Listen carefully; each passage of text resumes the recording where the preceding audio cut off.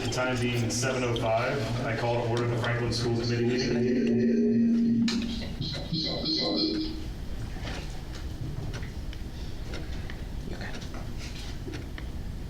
Okay. Meetings are recorded by Franklin TV and shown on Comcast Channel 9 and Verizon Channel 29, as well as recorded by Franklin Matters. At the conclusion of our meeting, we'll be adjourning to executive session and will not be returning to open meeting. So to start off, we have the Pledge of Allegiance. So we have a Pledge of Allegiance student tonight. Do you want to go ahead and step up to the microphone, make sure it's comfortable for yourself? Yeah, it adjusts right down for there. Perfect. We'll all work with you. So Wesley Klein is a student in Miss Elizabeth's class at the Oak Street ECDC. She has been a student at the ECDC for 2 years and is getting ready to head off to kindergarten next year at the Washington K-2 campus. Wesley is an outgoing, friendly, and enthusiastic member of our school community who always loves to engage with students and classmates alike. She is a wonderful friend to the classmates from her STAR partner class. Her favorite things to do at school are spending time on the playground, doing art projects, music, and dancing. Wesley has also been a recipient of the ECDC Good News Call of the Day, where she was recognized for being a great friend. We are so lucky to have her as part of our very special school community. Way to go, Wesley.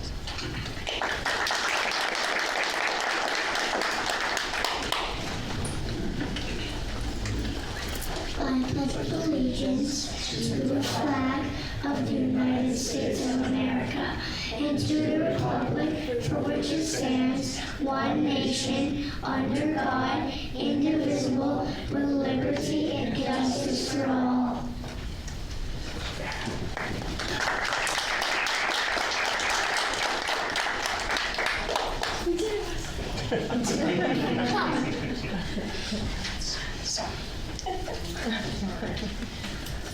And then, as is customary, we will pause for a moment of silence.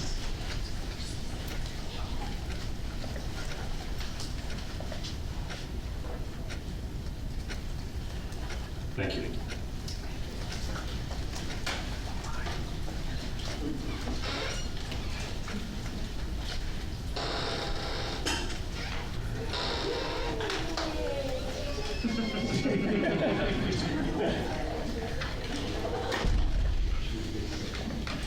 So moving into routine business, review of the agenda.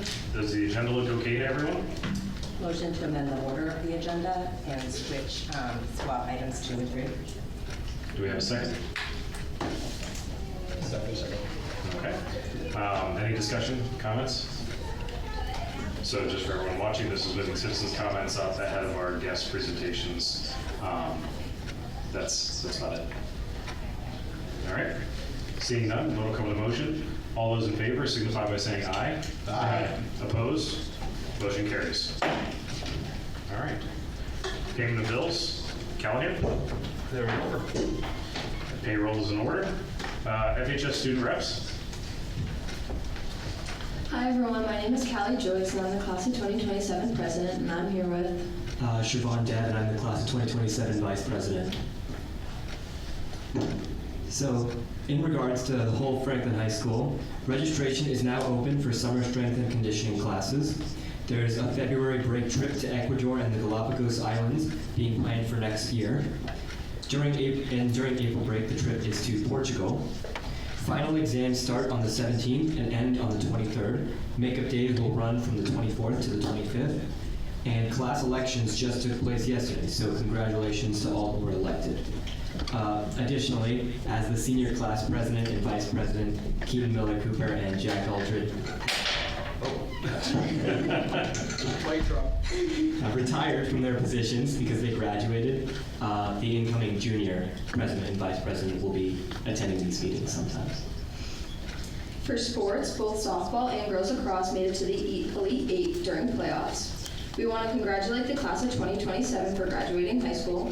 For the class of 2027, this summer there's a Common App boot camp and a college essay boot camp through lifelong learning to prepare for college applications. There are no updates for the class of 2028, and for the class of 2029, they just finished their biology MCAS on June 2nd and June 3rd. Thank you.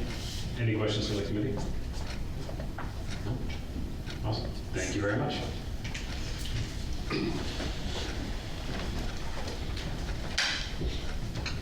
All right. Superintendent's report. Great, good evening, everyone. I would just echo the graduation ceremony was excellent, well done, and we lucked out with great weather, but ultimately a really great program that was put forth, and congratulations to the class of 2026. I have 5 announcements that I'll make. The first is a transportation update, just based on the last meeting to follow up on that. We have had a good jump to the FHS FMS out from their outreach that they did, and we did see some growth and increase in the number of riders over the past week. And we're working with the secretaries at each elementary school to assist with outreach to families individually that have registered this year, but who are registered this year but haven't registered yet, just to do some individual reach outs to help folks, because it's busy time and people are busy, but we're not. So basically, at FHS, during my May update on the 27th, we had 281 riders. We're up to 329. At FMS, we increased from 475 to 544. And Lincoln Street was 589. They're at 663. And Washington is increased from 450 to 485. So those are all increases from the May date that I last gave you a report.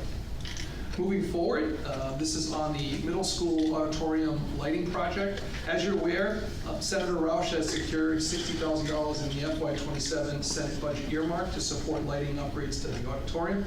This was an important step to help with key infrastructure needs in that space for performances, assemblies, concerts, and community events. But I also wanted to take a moment to just recognize the Franklin Music Boosters and the Franklin Theater Boosters for their leadership, advocacy, and fundraising campaign efforts to support those improvements. Specifically, the work and leadership of Allison Murphy, Celia Courtwright, and I would add on that team of Diane Plouffe, Al Charles, and others who have helped to build momentum for this project and reflects the strong community commitment to our students and to the art programming.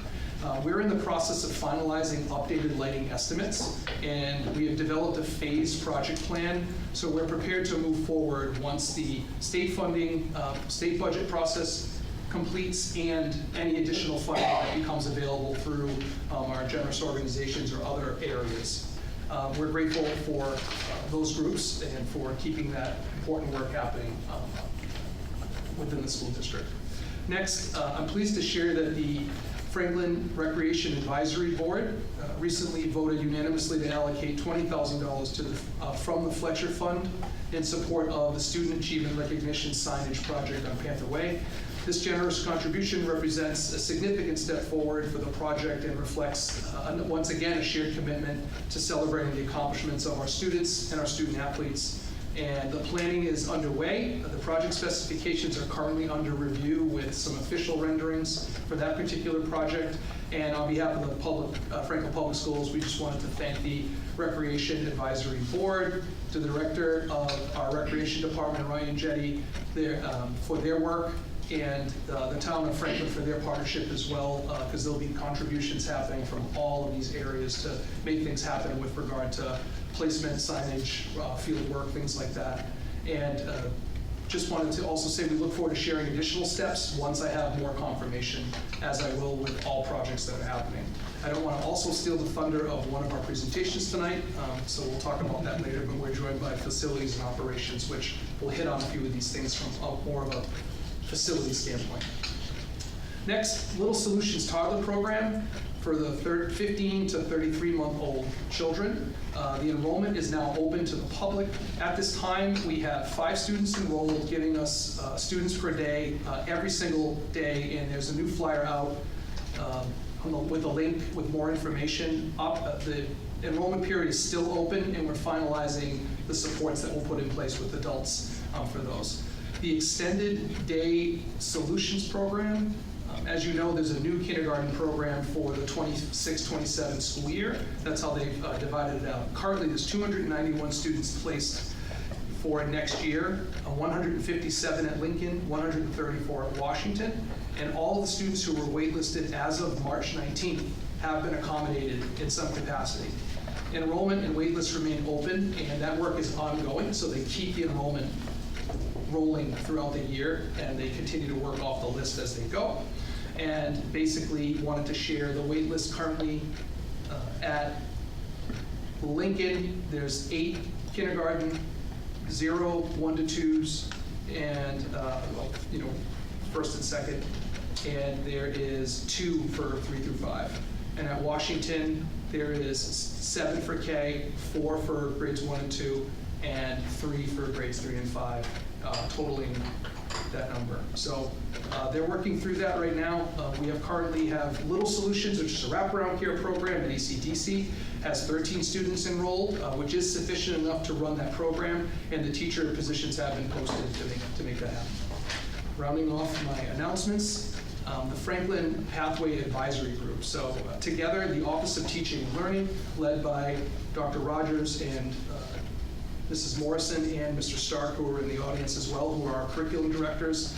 They worked with the principal of the high school, Dr. Weber, and the FHS Science and Math departments heads, Jen Curley and Nikki Hafley, to host the Community Partners First Advisory Group meeting. The purpose was to inform the community partners about the opportunities and impacts of Franklin Pathways and build awareness of student career connected learning experiences, to strengthen Franklin High School's network of community partners and workforce connections, and connect community partners with developing advisory boards. We want to thank the community partners for joining us as we look forward to deepening and expanding these types of partnerships across our community. And thank you to representatives from Allegra, Dean Bank, Franklin Matters, Franklin Senior Center, the Hockomock YMCA, MRN Diagnostics, and the 1-8 Foundation. All of those companies had representatives there, and we're building that network. You'll hear more about that in the future when we talk about school improvement plans and program of studies and whatnot. We will be revisiting these topics, but that's an update as we round off the end of the year for those meetings. Finally, the end of school year reminders. This is a reminder to families that the last day of the 25-26 school year is Thursday, June 25th, on which this will be a half day for students. The last day for kindergarten students will be Wednesday, June 24th.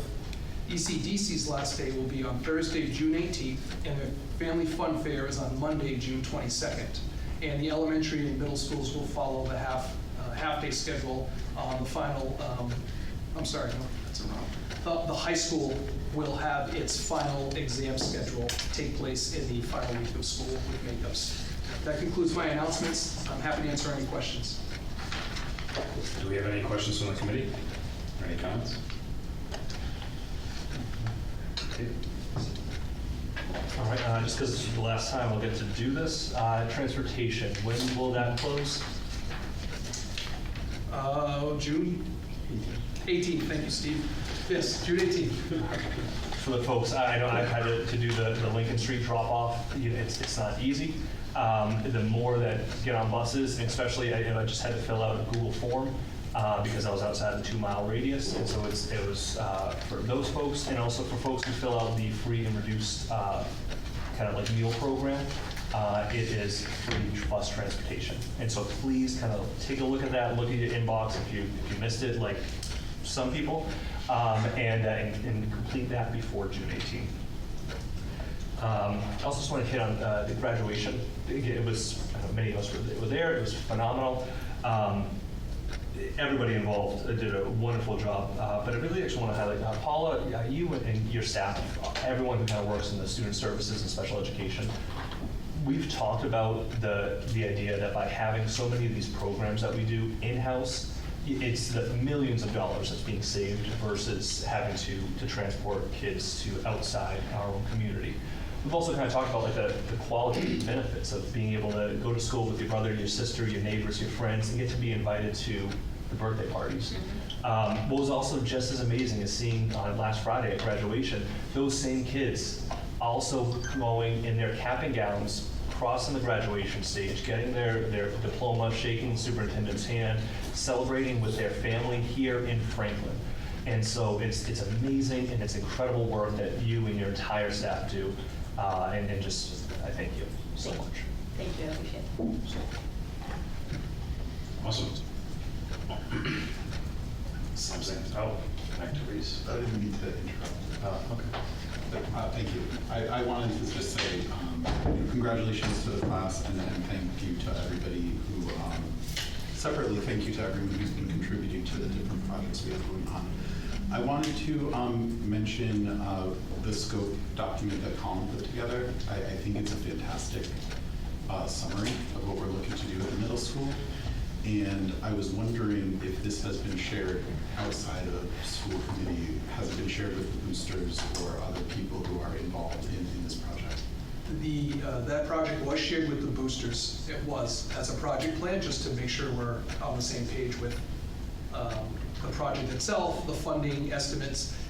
We're still waiting for information back from the quotes from the folks that do that type of work, like lighting and whatnot, but that was shared. We did not post it out publicly. It's not a secret necessarily, but it was just something that internally we finished last week and wanted to make sure that school committee and our booster organization had that as a piece. So it definitely would be something that we would be happy to share out more broadly, but I think it would be helpful if we could get really clear on the numbers. So in the next 2 weeks, we anticipate having an actual quotes for the lighting, for example, actual quotes for other components, so that it's an actual tangible, real document that we don't have to backtrack if it gets out publicly and people have old versions. So that's typically why we wait, when we can confirm. But yeah, thank you for your feedback on it. Yeah, no, very, very good. The reason I ask is because I feel like from a perspective of somebody who maybe is thinking about giving money here, this Yeah. document would instill so much confidence that the Oh, people good. who are doing this know what they're talking about, have been really thoughtful about it, and are not looking to be wasteful. So Oh, thank you. I think it's an excellent summary. That's all. Thank you. Awesome. All right. Thank you very much. All right, so now we're going to be moving on. So next on the agenda is citizens' comments. So are there any citizens in the audience, in person or online, who would like to comment on an item that falls within the committee's purview? If so, please come up to the mics.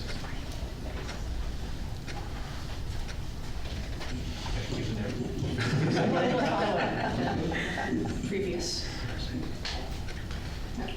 So, hi everyone, Celia Courtwright, 213 Tech Street, also president of the Music Boosters. So, yes, I will acknowledge we did receive the phased document approach and have read it and have been discussing it and things like that.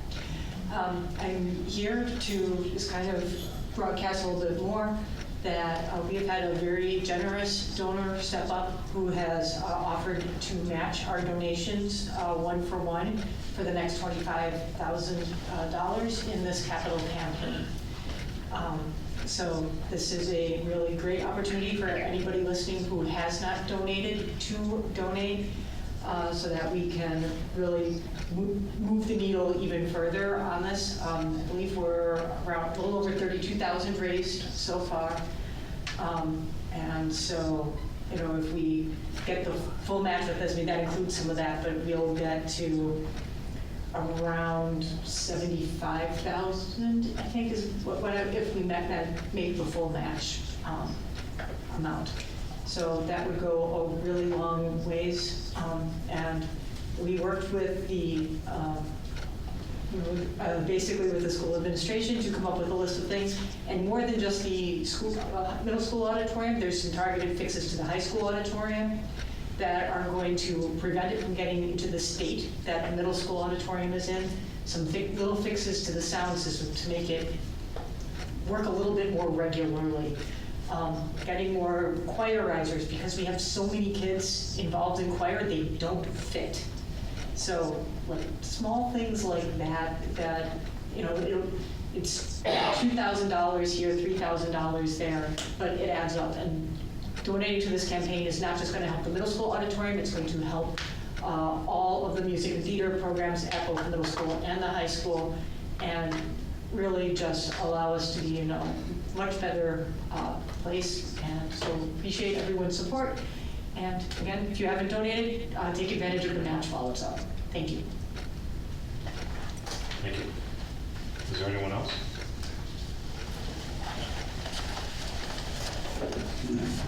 Hello, I'm Jamil Adams.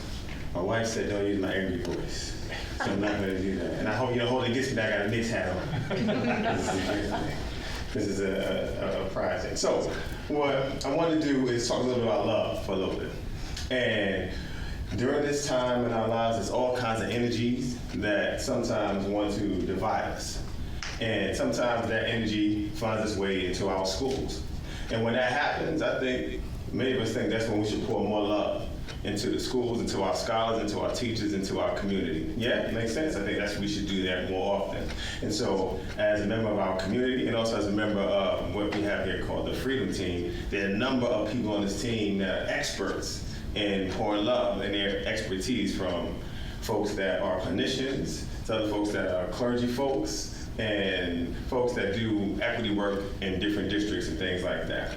And so I wanted to make it known to the school committee that we have these resources available, and oftentimes for free. Folks just want to be in this space to take care of our community, to show love, to pour more love into our community when something happens. Because oftentimes when these things happen, whether it be of hate or bias, people want blood, they want to villainize the child and things like that. That's not what we should be doing. That doesn't help. That doesn't build community. That's not bridge building. That's building walls. And so what we should do, again, pour love and do it in the right way and have appropriate responses. What I'm talking about is making sure that the teachers are not alone, the principals are not alone, the superintendent is not alone, and that you as a school committee are not alone, that there are folks in our community that are with you that want to assist in appropriately addressing issues when they happen, so that we can be a part of the energy that assists in shaping the culture that we have in our schools. That's one of love, and that it is built on us making sure that every child and every staff member and every member of our community gets to feel some of that love and a little bit of that every time they're in the building. The other piece is there's this framework that I actually put together myself that's based on love, inclusion, and trust. And I want to offer that out to the school committee and for folks to explore and see if we want to add that into what we do in our schools and talk about how that may play a role. It's things that we've done in other districts that are working, that are effective, to make sure that every child feels that love and feels that level of inclusion, that trust. At the end of the day, that's what we want folks to feel: love, included, and that they have trust in folks. In fact, when we talk about trust, we want it to be the thing where we have this thing in education where we like to say we want every child to have at least one staff member that they can trust in every building. My response to that is, why can't it be 14, 15, or everybody in the building? And all that takes is us having a movement as a district that shapes some of that. And so that's what I'm talking about today. I wanted to put that out there. And I want to offer to anyone who, see, I'm not like you, Dave. You were good looking at the camera and all that, looking at me. But I'm over here, so I don't know how to look at the camera constantly. But anyone that's watching, I want to offer the opportunity for us to get together, and we can work together to assist the school committee, to assist the principals, assist the superintendent, and everybody to do this. I know at the end of this year, but this is the perfect time to put some things in place for next year. And it's not about the money and charging people things. It's about really creating a space and being an example and a model of how it looks when a community works together to make sure that ours is a community of love, inclusion, and trust, and we're working together to move things forward, particularly when something happens and it's ugly. That our kindness is not limited to when things are great, but it's also present when things are unfortunate as well. So again, anyone, you can connect with me, or Lucas got my information and stuff like that. But Jamil Adams and Franklin, I appreciate y'all. Thank you very much. That's it. Thank you.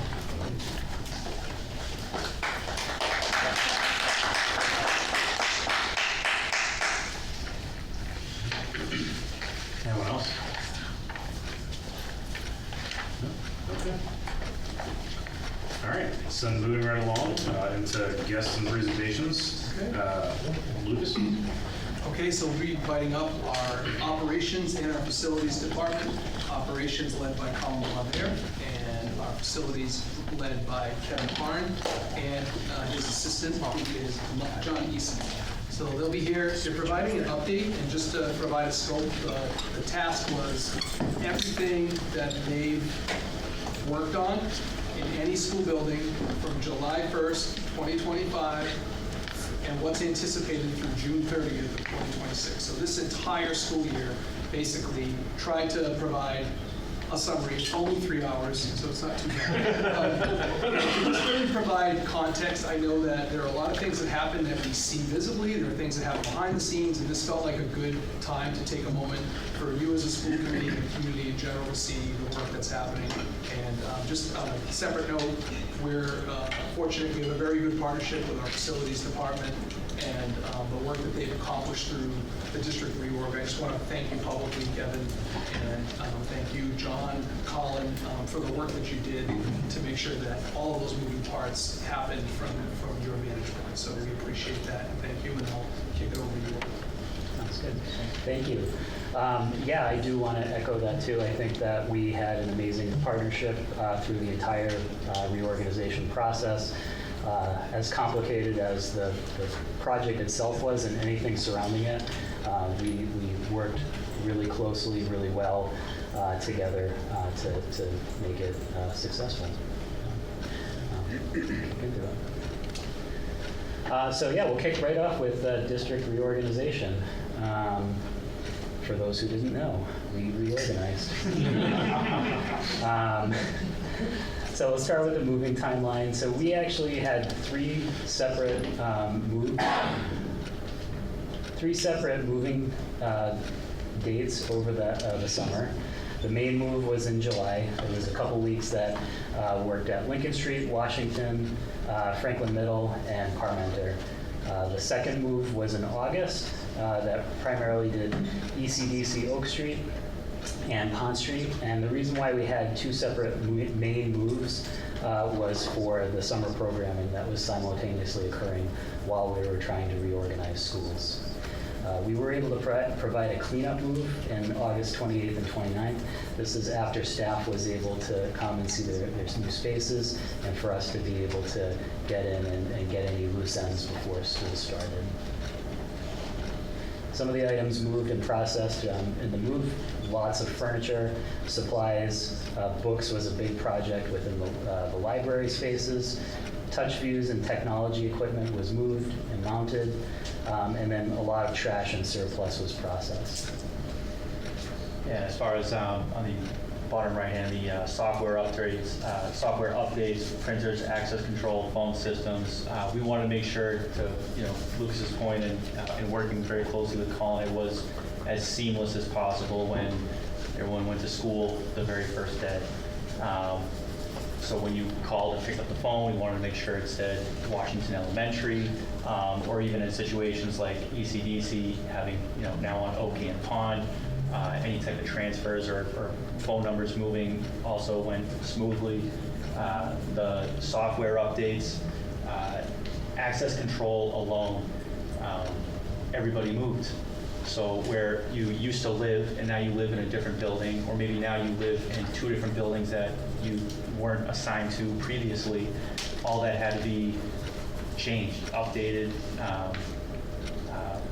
Also during summer programs happening, so having to make sure that people had access in and out of the building all summer long, in conjunction with planning for someone to have a completely different access come September. Where there used to be a printer, or now there isn't one there, providing power and then data drops so that when you do move in, printers work, you can make copies. Another software update is our work order system, our CMS software. In FY25, we did almost 3,000 work orders, comparative to 2024, where we did almost 2,000. And then Colin, I also just remembered we had a separate document that was not captured in the almost 3,000 work orders, because Colin and I, along with other facilities individuals, we wanted to make sure that we prioritize our short summer window for moving, and whatever we could capture within, obviously, funding, but also bandwidth within our team's capabilities. That's not in those 3,000. No, yeah, and I think a lot of those projects that we'll talk about in this presentation too, we really put them on a separate list aside from work orders, because we had our regular work order, you had your regular work orders coming in, and we needed to track all of these projects specific to reorganization because it was time sensitive. Yeah. So altogether, 356 rooms, offices, spaces were moved across the district, and in our 5 buildings that moved. So just a huge scope of moving around. Again, furniture, supplies. It was a big puzzle. So some of the projects on the ECDC pond, you can see here that was completed over the school year, between the summer and the school year. A big one for district-wide that you see is new signage. You can see the example of that in the picture for Early Childhood Development Center on Pond Street. Every single building got new signage. And specifically at this site, there was some enhancements to the exterior of the building with new fences and some enhancements to the playground as well. And inside the building, a huge project for facilities was updating all of the outlets in the school to become safety outlets. Yes. For Lincoln Street, you'll see another picture of line painting where the number 2 is on the bottom right. Every building got fresh paint as far as the arrival and dismissal painting for lines and marking areas and to help with the flow of vehicles around school buildings. Here in this building, there was a lot of interior projects completed. Anyone you want to? Yeah, I would just say between Lincoln Street and Washington Street, you'll probably see a lot of similar projects that happened because I think both of them were, again, very comparable. But with Lincoln Street in particular, you know, what maybe used to be an office space is now a safe space. So any, you know, electrical work, if there was, you know, outlets on the wall, it can no longer be there. All the science rooms, again, a lot of this is, you know, very comparable to the same work that would happen at Washington Street. But, you know, what used to be a science lab for 7th or 8th grade, you know, it was cut, cap, make safe so that, you know, as far as like gas or eye wash stations, because it's no longer being used as a science lab. And then other projects that just happened to hit us between 2025 and even this year now. The elevator at Lincoln Street, the gym unit A due repair, and we're moving forward with having to make some repairs in the IDF room over at Lincoln Street. Another big project here was the playground expansion. This was a CPA-funded project which added new surfacing to the playground, making it larger for the volume of students that were going to be out there at a time, and added some additional play structure as well. As Kevin said, a lot of similar types of work. Both of these buildings had a middle school component and an elementary component, and now becoming a full K-5 elementary, moving the middle components to the other, the now current Franklin Middle. Any particular project here? No, I mean, again, very similar between having to set up Lincoln Street and Washington because they're both now K-5. You know, from a high level, trying to work with the teams because, you know, with the access control stuff, you know, when do these doors now lock and unlock? And, you know, entrances and exits for the most part would probably be the same, but how are people going to move throughout the building and what's going to be the best approach, and how do we set up the systems to work the best way for us?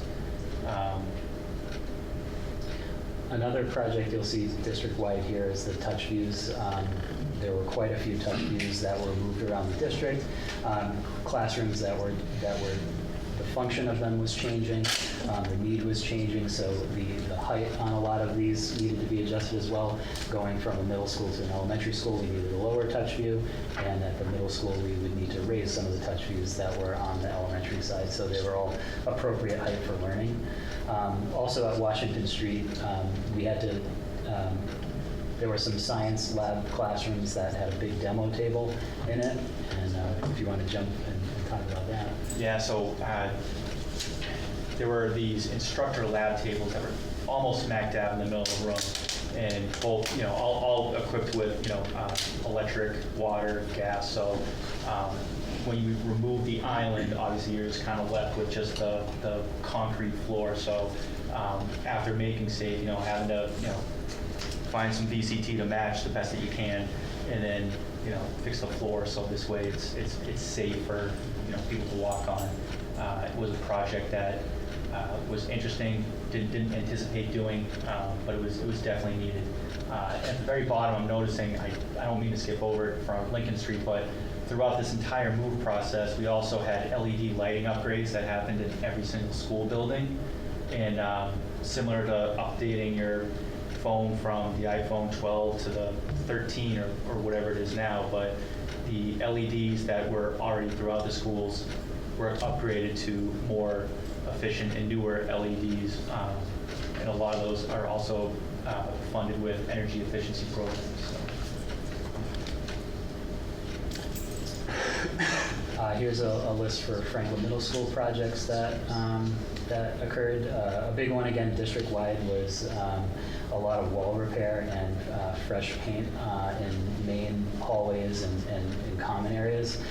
I think that's one of the biggest things you see when you walk into these buildings, and just that feeling of like a new community and having that fresh sort of feel in these spaces.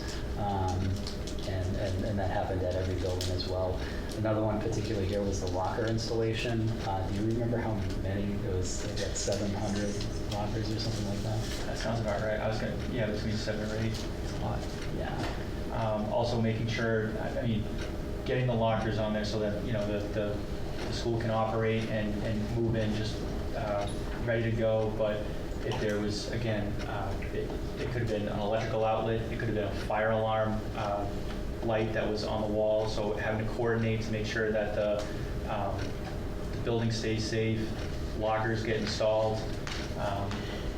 The Horseman Oak being retrofitted to one big middle school was, certainly probably more of a task than setting up Lincoln and Washington to be K-5.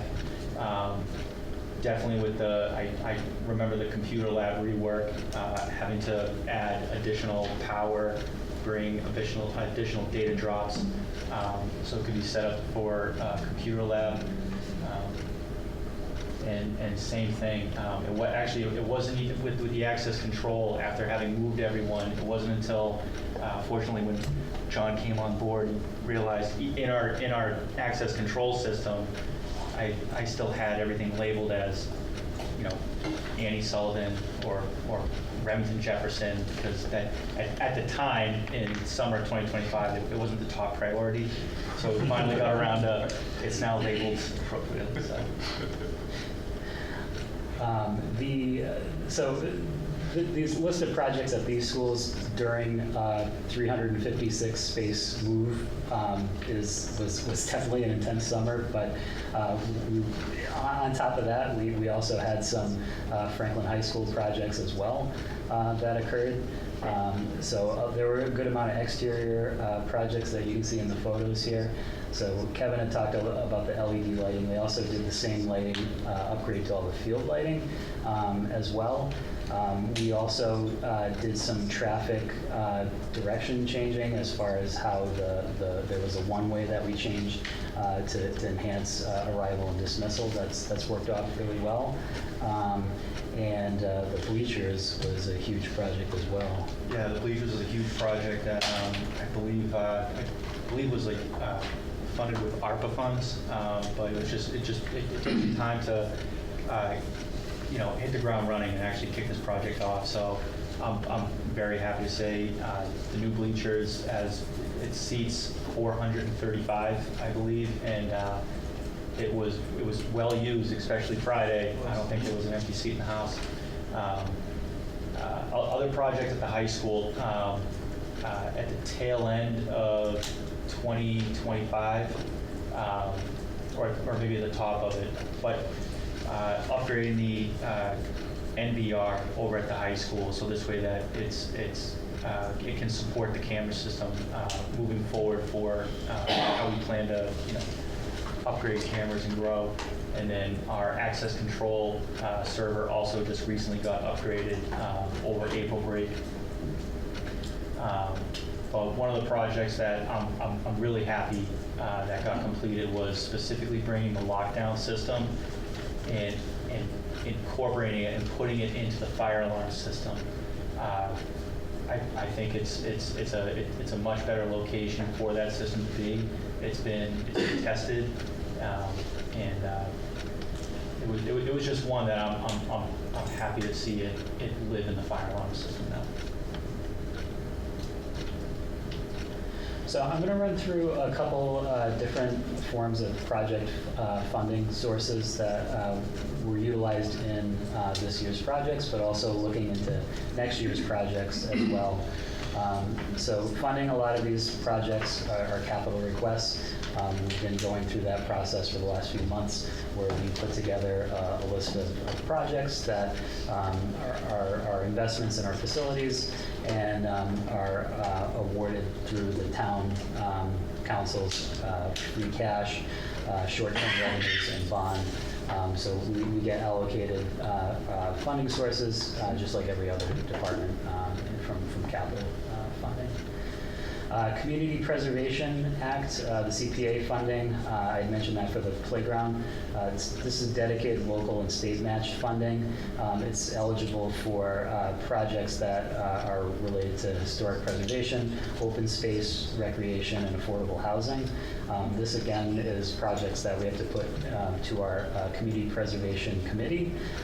Projects get voted on, and the funding is available, and its purpose is to spend on these projects.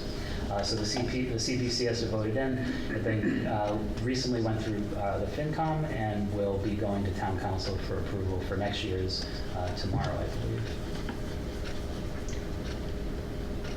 Earmark funding is another one for this upcoming year. This is competitive state funding that is designed through the legislative process for specific projects.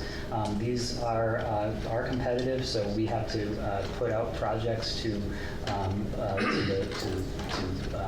government, and they will award based on how they would like to evaluate these proposals. But it is in competition with potentially other projects that other communities are submitting as well for funding. Donation funding, these are voluntary contributions from individuals or businesses.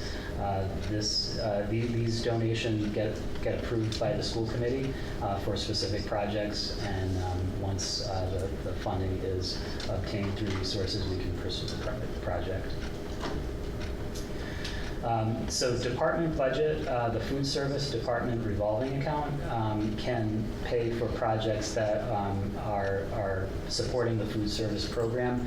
The food service department is a self-sustaining department, and the revenue it generates pays for its expenses, as well as any other projects that pertain to enhance the food service department.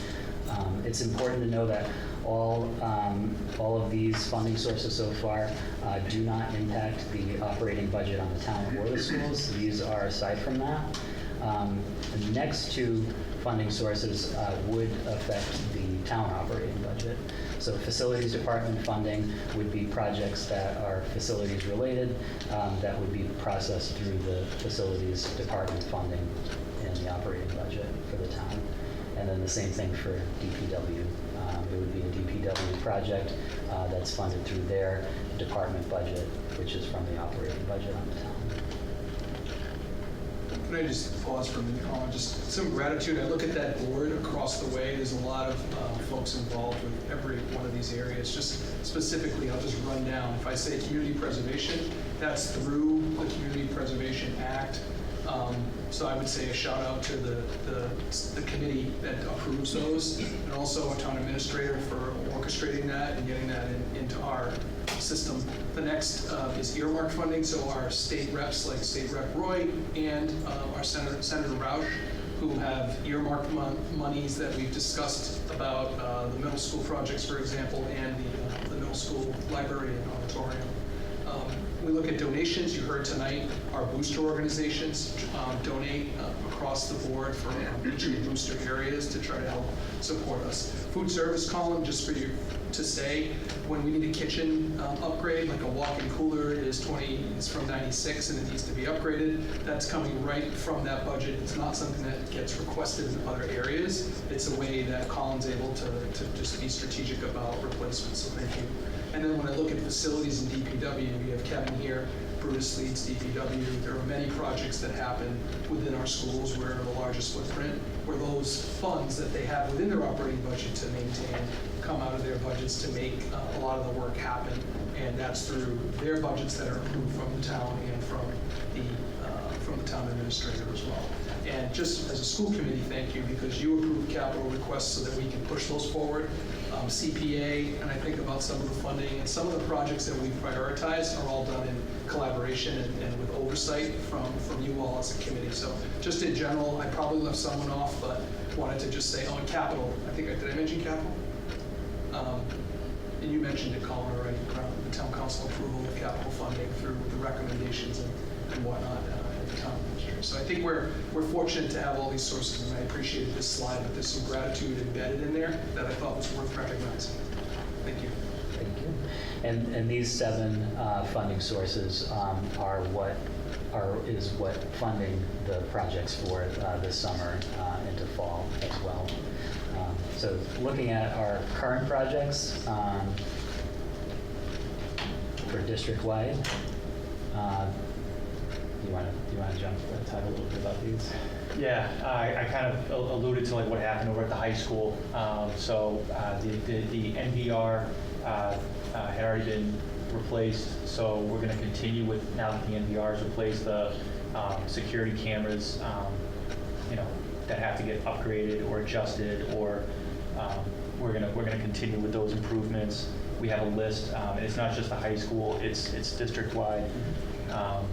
Access control, as I stated, are the main server that the majority of the schools all live on is it's a Linnell S2 product, and there's a proprietary system, but we just recently upgraded the server to it. So John and I are actually working with our authorized dealer on getting some additional training and setting up some other users to strategically operate the system a little bit more efficiently. Classroom infrastructure. This one's pending additional capital funding. There's an upcoming vote at Town Council. If that funding is allocated, we'll be able to pursue additional wall repair, painting, and some flooring projects as well with this funding. At Franklin High School, we have a few CPA funded projects. Pending that the CPA funding is approved, we'd be looking to do some repairs and paint at the tennis court surfacing. This project is interesting because it's the only tennis court in town. So it is actually a pretty important project for CPA to be able to fund. The track repairs at FHS as well would be pending a CPA award too. And then the chiller coil replacement as well would be pending the additional capital funding pending that vote.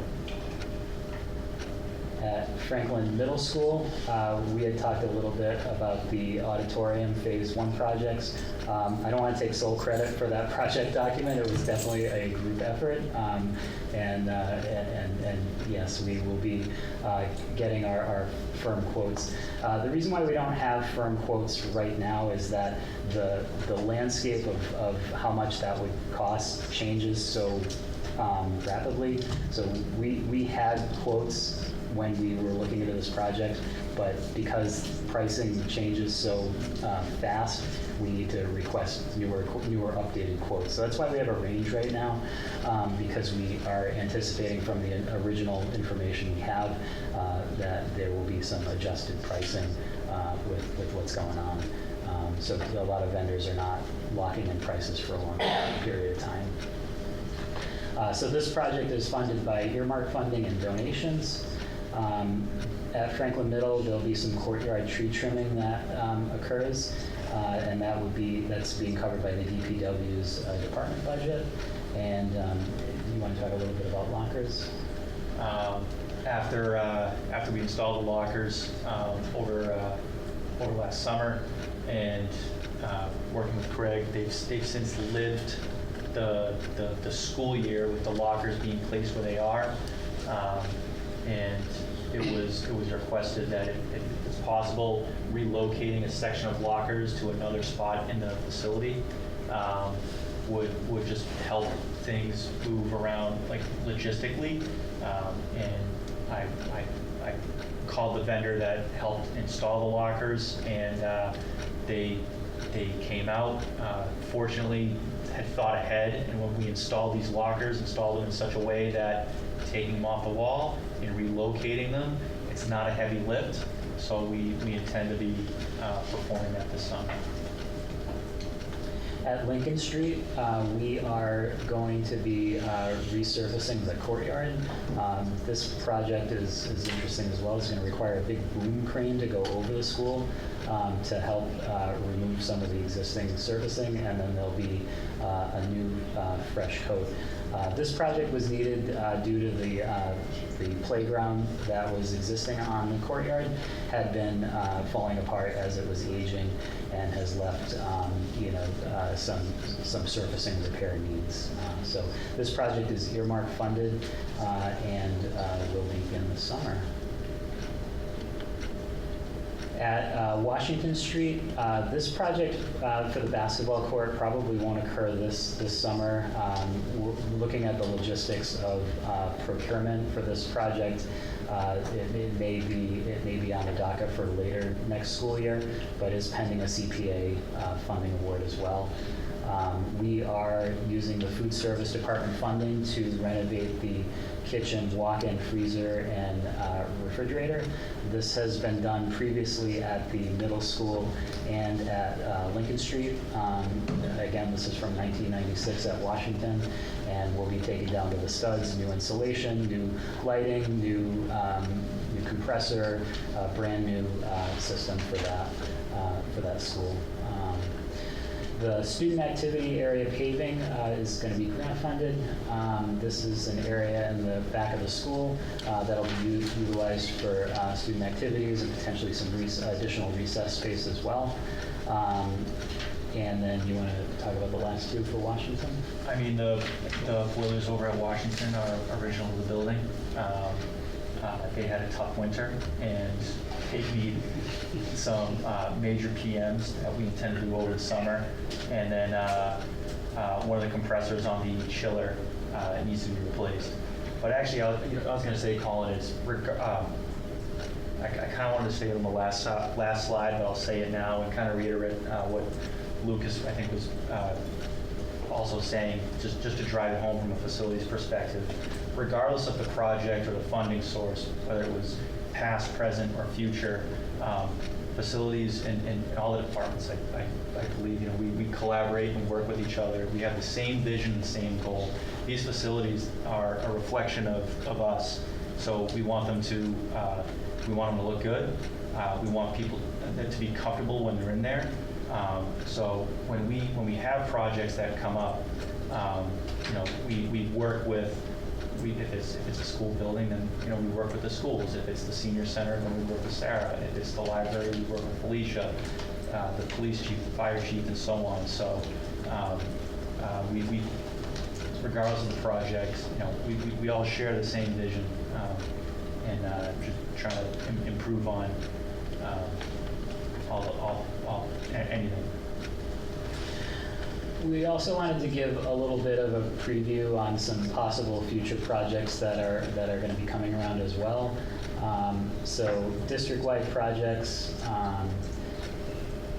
the phone system upgrades. We had a demo in May, and facilities is interested in rolling out to central office this fall, and pending that, we'll continue to expand after that. Yeah, so the phones that are in not just the town buildings but the schools, it's your classic commercial like NEC product. Those phones are essentially like a legacy product. We actually I'll give the credit to my predecessor. Actually purchased some extra phones because you cannot get the supply for the phones anymore. So we have a limited supply of phones to get us through probably like the next 3 years when we're going to stop receiving support. And the phone systems, we worked very closely with the IT director, Tim Raposa, and it seems like we're heading towards the direction of a virtual phone system. So we did have a demo of what that would look like, and I'm excited and eager about it. The other point that I'll drive home is the current system that we have, it does not comply with the new E911 laws, Carey's Law and Ray Baum's Act, that all have to, they all relate to being able to dial out 911 in the event of emergency, but also when that call is received, that from the outside, they can directly call that line back, and as well as pinpoint exactly where that call was from, what building, what floor, what room. And going to a new phone system will then have us compliant with the new laws.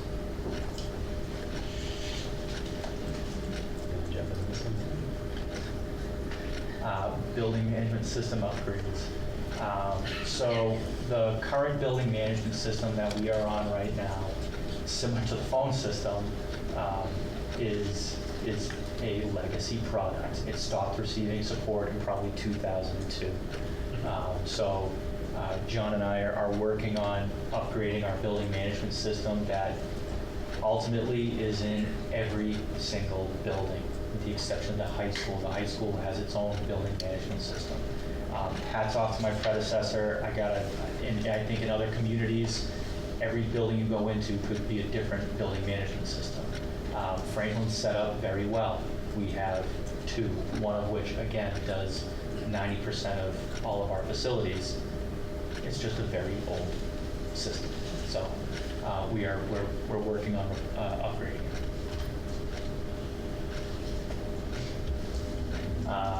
So the lead remediation, I get my dates a little off here, but it actually kicked off. It started with the DPW. DPW got a free pilot program, and I think it was 2023. So we got free testing done. All the schools, the water and every fixture was tested after the test results were complete in 2004. We then provided some remediation actions, whether that be signage, so that whatever the thresholds of the results that came back, it's you don't want to drink, you can wash your hands in it, but it's just not for consumption. Ones that came back and the levels were so high, it would either had to be cut, capped, and removed, or well, no, just cut, capped, and removed. But now where we're at in 25 and more is what we're trying to do is actually replace the fixtures that tested high for lead. It's not cheap. I did actually working.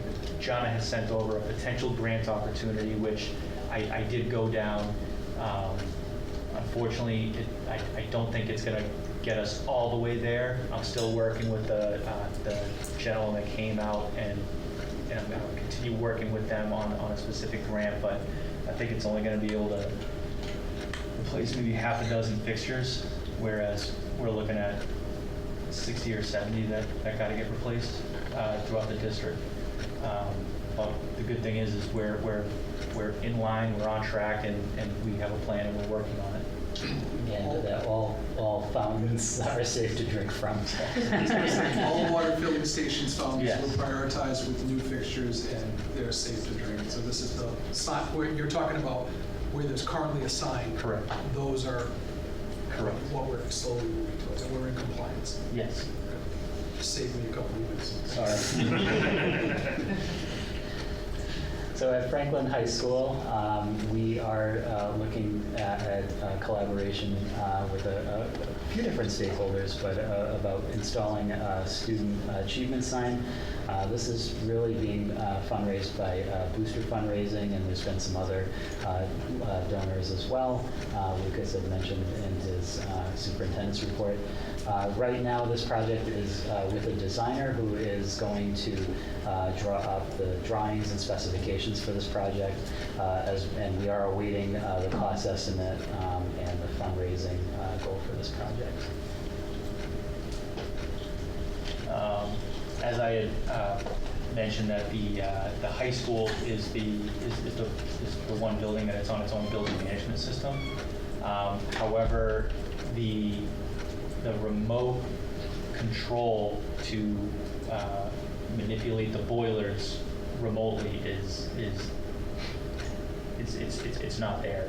You can go in and I can turn on and turn off chillers, or adjust air handlers or rooftop units or fan coil or fan powered boxes, but for whatever reason the boilers, being able to remotely manage them is not there. So I got some pricing, put it in for capital.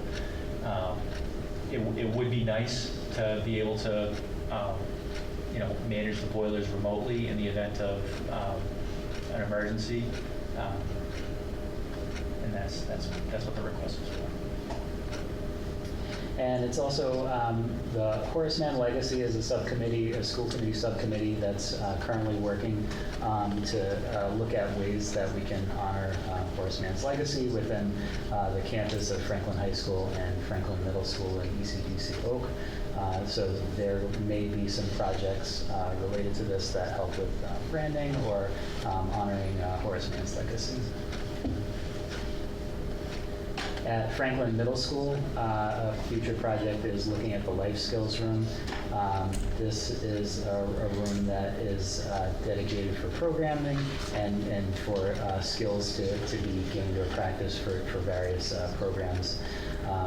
We are meeting with the FMS team to kind of develop the scope on this, and this could actually fit really well for a possible earmark funding once the plans are completed. Looking at the media center or library, we do have a grant award for this project. This is looking at updating the space, and right now it's with staff and student engagement at the middle school for ideas on what the different stakeholders in that community are looking for a design and different features. This project also has a possible earmark funding as well, in addition to the grant award to get this one done. For courtyard revitalization, there is some earmark funding. I talked a little bit about the courtyard surfacing at Lincoln Street and some of the tree trimming that is being done at the middle school. There is additional earmark funding to kind of look at how else we can enhance these spaces.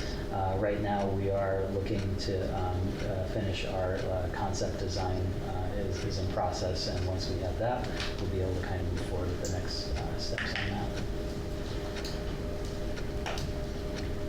that. So the fire alarm panels, much like the phone system and our larger building management system, at the middle school, it is a simplex panel, and again, it's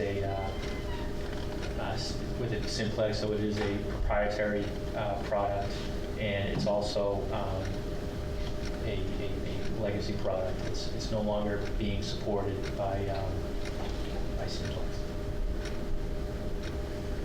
At our elementary schools at Lincoln Street, we are looking at the traffic project or traffic management project. Beta completed their traffic study and provided us with alternatives, and we are currently working with different stakeholders, such as Franklin Police, Town Engineering, various the principals, as well. And we're working on our alternative selection, and as well as looking out for a funding source that can help address this as well. At Washington Street, we are out to bid for an OPM for a request for quote. Yep, it's out right now. We have a site visit scheduled for the 26th. So as soon as school's out, OPMs will be in the building, taking a tour, getting a look at it. We'll see the entire building, walk around it, definitely take a look in the mechanical room, but project expected 28, 29. Very looking forward to getting this going. And again, like the middle school, both Lincoln and Washington also have those simplex panels. They're fine, they work. I also like to kind of think of this as an opportunity, because when we do finally, replace the fire alarm panels with new fire alarm panels, hopefully we pick something that is not a proprietary product, so that it is a lot more competitive for routine maintenance. Because right now, with it being proprietary, having to have someone come in and do maintenance on the fire alarm is pricey. So knowing that we need to replace them is not the worst thing. But these are just a list of the projects that are kind of like on the horizon. We just wanted to kind of keep you informed of what's going on in the planning. This list is definitely not exclusive, and it can change over time, of course, but what we see as kind of like next steps in projects that definitely the school committee should be aware of. So, thank you for listening to us, and we're happy to take questions. Thank you very much. Steve, any questions? Thanks for the detailed presentation. I think last week we spoke about the facilities update. Thank you for that. One question on this. So a lot of things are marked as pending CPA approval and pending capital funding, right? And for example, there is a tennis court renovation which is needed. So does this mean if we don't get the funding, we'll not be able to run the program next year, or what is the impact? Which project was it? Oh, the tennis courts? Yeah. This is... Not just tennis courts. I'm just saying, if whatever the funding we are waiting for approval, yeah. What is the impact if we don't get it? So a lot of it would be about deferred maintenance to these spaces. So, it would just create a more expensive project in the future. It would potentially harm some of so the condition it is now, it's only going to get worse, and again, may require a larger repair in the future. When you're looking at the basketball court at Washington Street, that project's they've been trying to do that project for a while at DPW, and the funding just hasn't been there for it. You can't play a basketball game on that court. There's just too many cracks. There's too many. It's just not proper for that space. It is heavily used during recess as well. So it's just for upkeep and being as user-friendly and safe as possible. It's just that it's the right time to request these projects. Yeah, it's better to have the impact on these projects when we're requesting, so that we'll be able to show that can we run the program or not if this is not going to be approved. Right? Yeah. So that kind of impact should be good if we can have it. Absolutely. And I think, again, when you talk about tennis courts, they really are the only ones in town.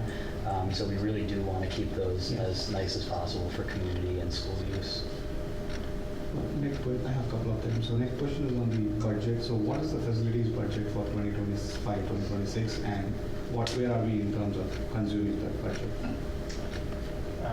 So facilities has a little bit like a $9 million budget, and as of last week, we were just under 90%. So the facilities budget also, I like to break it up. A third of it is probably salaries, and then when you take that out, what you're remaining with, half of it is just electricity and gas. So it's those remaining funds that then take care of water, taking out the trash, taking care of your life safety equipment, repairs and maintenance on anything and everything else. So it burns up rather quick. Yeah, I understand. It'll be great if you can get the visibility of what was last year's allocation for new projects for the school year 2025-26, and how many we have completed, and so that will give us know where we stand in terms of completing those projects, as well as when we go into the next year, we can have the same model of like what was the budget approved for the capital initiatives and how much we accomplished by the end of the year. Like whenever we give the presentation, it will be great to have that information. So the one thing I want to comment on there is, Kevin just said it kind of as an aside, but the capital part of it is definitely a big cost. And for us, I think it fluctuates because again, it operates within facilities, coordination with us. But the part that we don't necessarily think of as often as we probably should is that other third of their budget that is all the manpower. Yeah. And that's something that, not saying they supply for free, but it doesn't always come through in the conversations nearly as well. So like if you watch tomorrow night during the town budget, there'll be a couple of items that are brought up as like specifically for us. We could probably go back and look at that for last year. Yeah. But that's the other part that's always tricky. I just want to flag it. Like Yeah. I know it's that next stage of what you're asking, but for everyone watching. So when I see this presentation, right, so I wanted to see how we have done, what we have done versus what we have planned, right? So like basically planned versus actual. But that we couldn't get that kind of a report. Like we know a lot of things have accomplished, but we don't know how much was planned. Yeah, so I think just about everything that we had earmarked and funded, or all the funding requests for facilities for us this year, Yes. have been completed. And to your point, I think what might be helpful is the presentation that Colin, you presented last spring on what the reorg moves would be. We did a presentation on specifically the facilities related items that needed to happen. That might be helpful information to call back up. But ultimately, this was a regroup. So everything that you saw on there were the items. I can't think of anything on there that was not proposed and done. But to your point, not seeing it, I think I understand what you're asking, but ultimately, we have the information from last year when we set out on this project for the fiscal year. So point taken. Just one more question on the Lionel S2 servers. You said that's a proprietary system that we have a contract with the company. What is the fallback of that? When it goes down or something, is there a fallback or do we depend on them? Because these are all access control systems, right? Yeah, so here in Franklin, we have two access control systems. So one of which is Linnell S2, and the other one is KeyScan. Most of the, I'll say, all the schools are pretty much in S2. And then the buildings that are on KeyScan would be like the senior center, the DPW, facilities building, a handful of others. But when you say like what would be the fallback? Failover plan. A failover.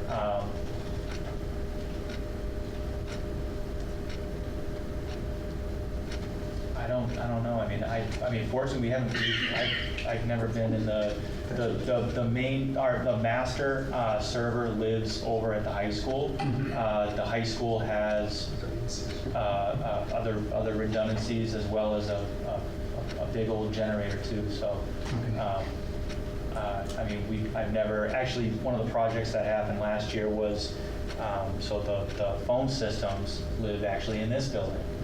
And in 2004, we put a generator on the backside of this building to support, not the whole building, but it backs up the panels that take care of the MDF rooms. So this way,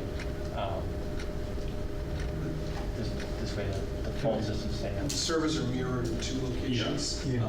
That I think the tech department would speak to, but to your point around, it's a mirrored system where if one went down, it can be pulled up on the other server at a different location than here, which I will not disclose because we too strong.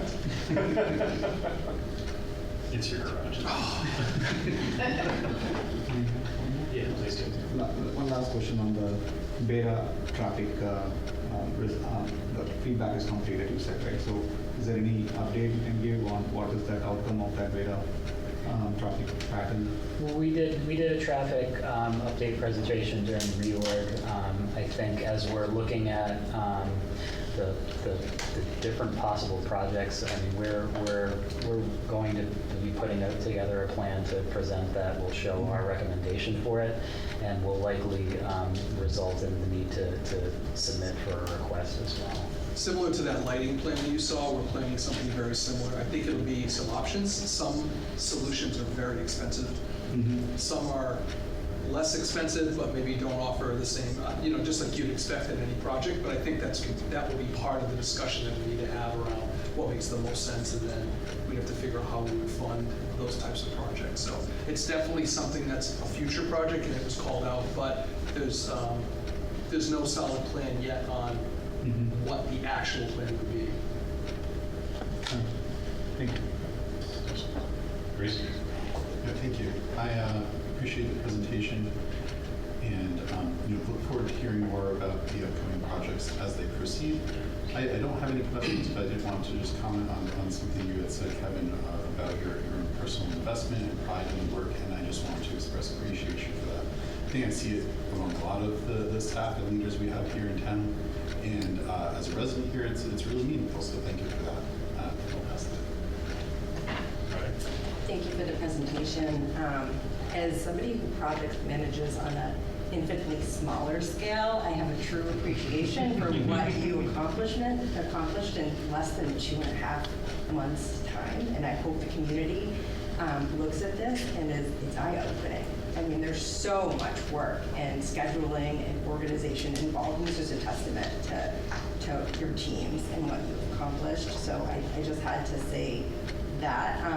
I know that during our walkthroughs, we saw much of what went on, actually in a minute capacity, because there's so much more, but it really was helpful to see the science room and how things had to be adjusted to make it work. So there's so much thought that went into this, and I know that there was a lot of skepticism in the community about how are they ever going to get all of this done, but I don't even think people realized just how much had to get done. So thank you for all of your efforts.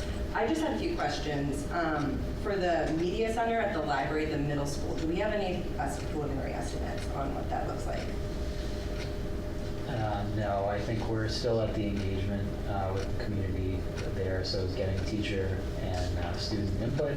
Well, I think once we have our feedback from them, we can start moving that into a design, and then we'll be able to get a cost associated with that. Could you speak a little bit more to the classroom infrastructure changes that are still needed? Yeah, so when reorganization was in the planning phases, we literally went room by room with principals and facilities. We assessed the condition of the walls and floors in every single room, and we created a priority list of almost like a grade on it.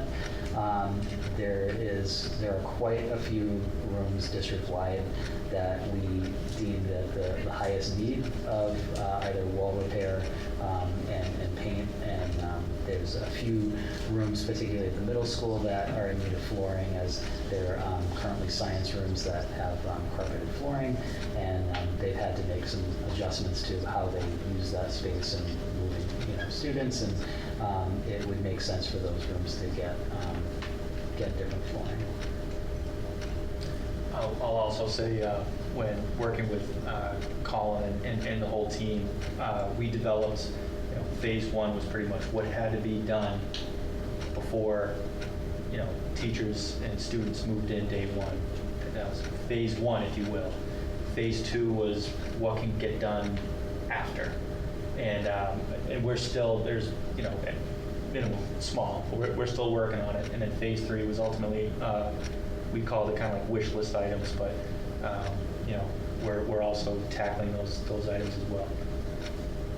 So really, kind of answer your question, there's still a significant amount of rooms that do need it, and we developed a multi-year plan, and we had talked about how that request would be reoccurring through capital over the next set of years to address the need.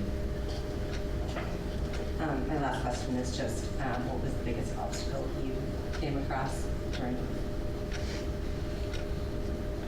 I felt like every day there was well, Colin and I, we had planned out the week. When Sterling was here, they almost like we had the marching orders, and every once in a blue moon there'd be like a curveball that they'd throw at us,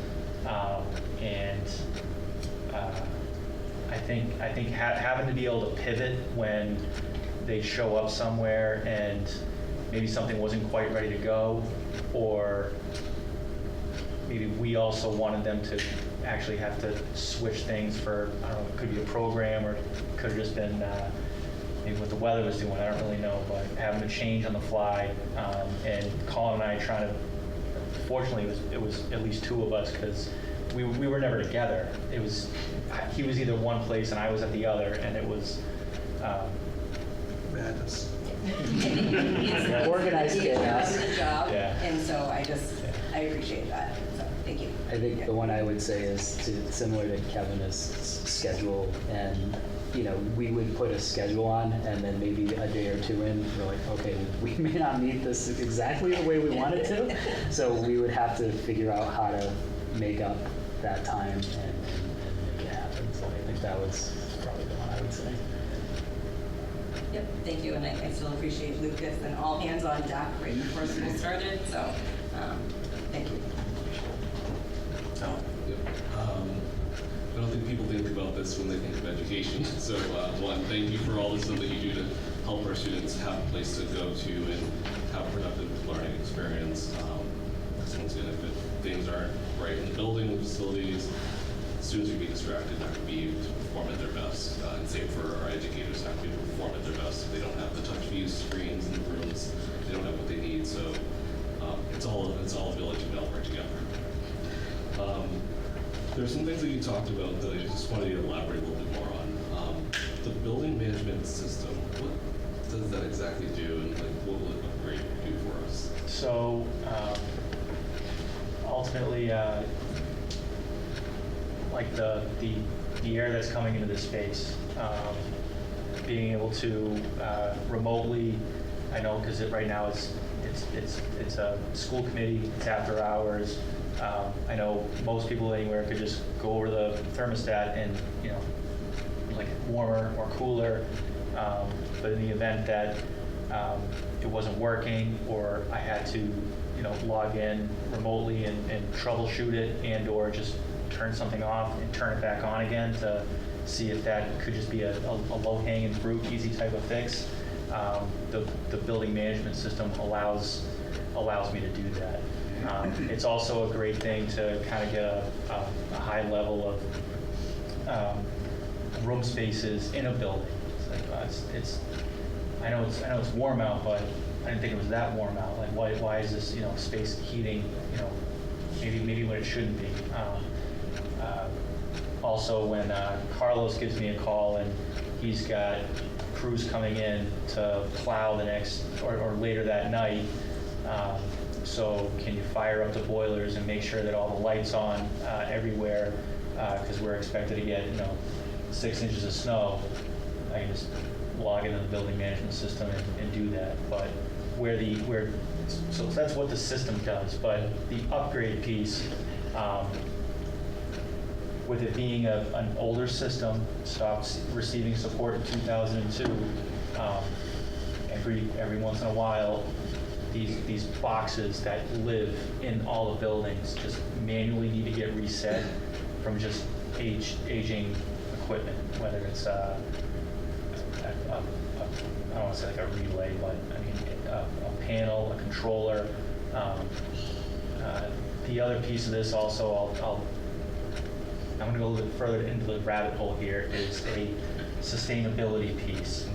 I think individuals in our field and facilities, when they think of a building management system, they log in and they would see a graphic of an air handling unit and a little squirrel cage that's running and a coil that's turning red, it's turning hot. That's not the system we're using.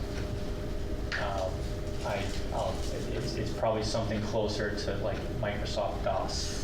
Like, so, so it's a little, I don't mean to pick on the system if people are listening, but it is archaic. And the other piece of that is, I don't like to also use the hit by the bus scenario, but like if, John or I weren't around and someone had to log in and use the system, I don't know if they know how to turn it on. Yeah, no, completely understood. So thank you for that. The other thing you mentioned, there's some boiler maintenance. I guess what's the benefit of doing the maintenance on that one? So actually, the boilers are down. It was, I want to say it was the middle of March. Boiler 2 had a leak. I got a video from Chuck, the custodian, said you ought to make a quick phone call. So he sent me a video of the boiler leaking, and I said, yep, let me make a call. We had our on-call mechanical team come out there. They found out that it was a leaky tube. They replaced it and got it back up and running. Not 3 days after they got it running, boiler 1 started leaking. So boiler 1 started leaking, and at this point it's now halfway through maybe April or something, and I'm looking at the calendar and the heating season's almost done. I said, well, we still got boiler 2 running, and so just shut boiler 1 off. We'll figure it out in the summer. And the day before, probably, I think I could turn the heat off, boiler 2 started leaking again. So rather than having a team come in and just continuously replace one tube here and one tube there, we're doing a full replacement of the tubes in the boilers. Because yeah, and it's, I know it's kind of weird to think about it, but it's June and October comes quick. Yep. So. Makes sense. It's like having an old car that's falling apart and it costs more money to fix it than get a new one, so that makes sense. And then the last thing I had, Colin, there was a couple references to the chiller coils. Is that for the cap?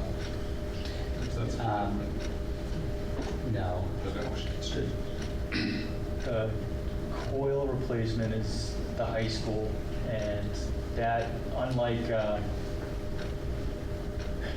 unfortunately, it's a micro channel coil. It's not the type of coil like maybe you'd see behind your refrigerator, where there'd be the C-looking coil with like fins in it, and if there was a leak here, you could just solder it and fix it.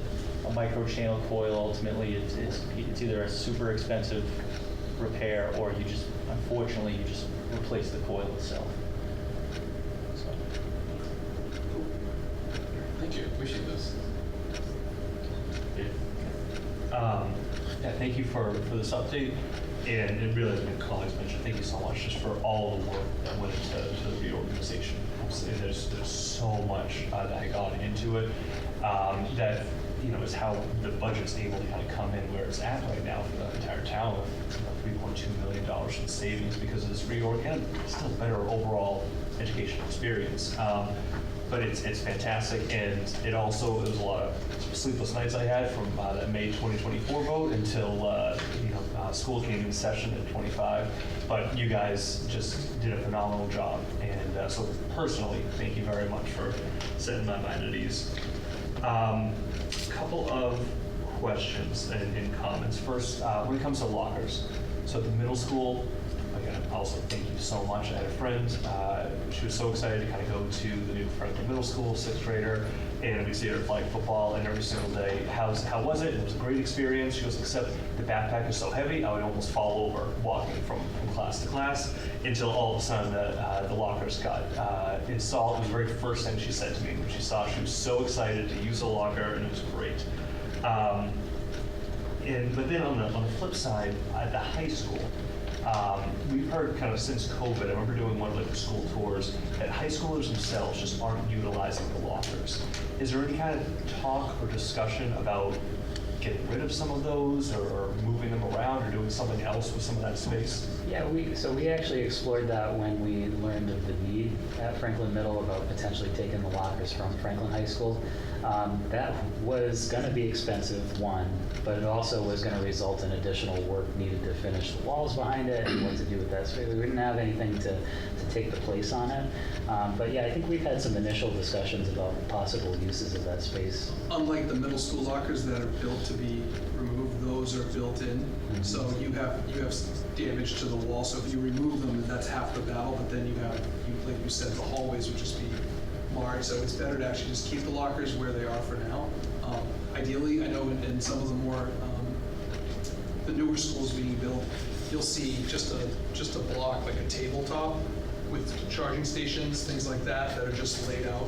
But obviously, cell phone bans coming. I don't know if those would be useful. But ultimately, just kiosks for Chromebooks, things like that, to be able to move. But at this point, I think it would cost more to do anything with those lockers other than keep them where they are in the spaces they're in. So we did consider that, though. It's a good question.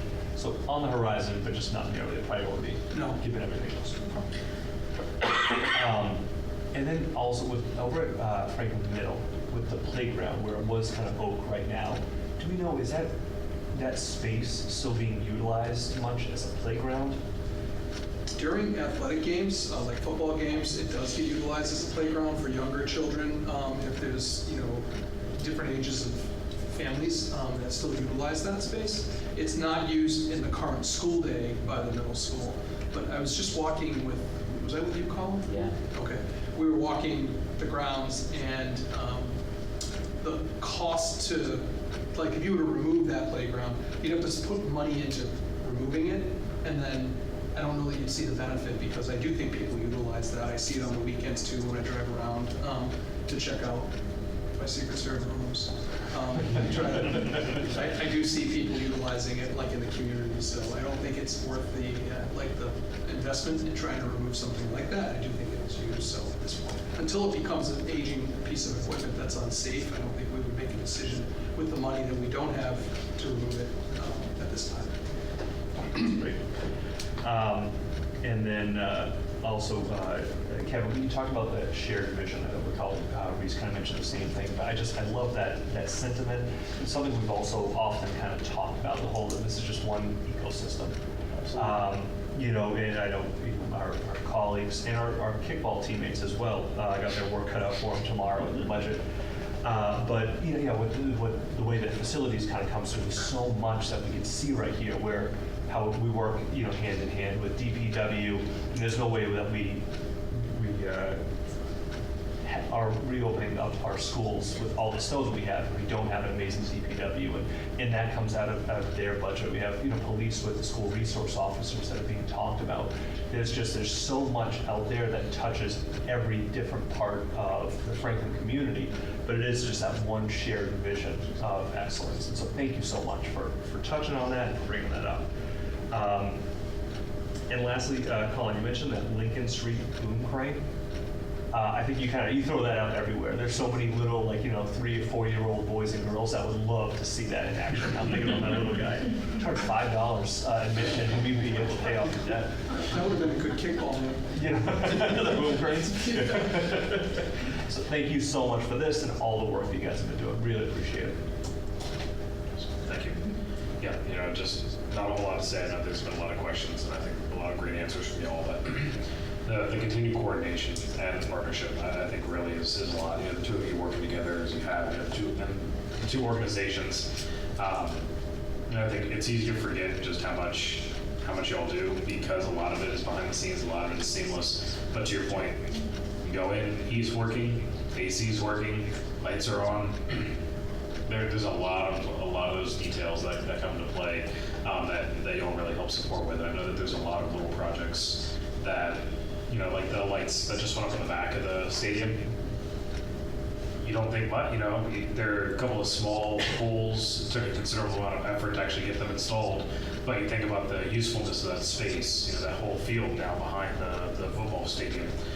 is actually useful at night, instead of just hoping that, the football field lights are enough.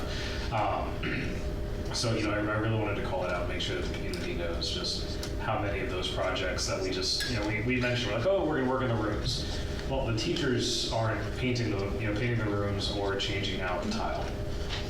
We talk about moving anything around. Yes, our staff, we have pictures of them moving a couple, moving boxes and things like that.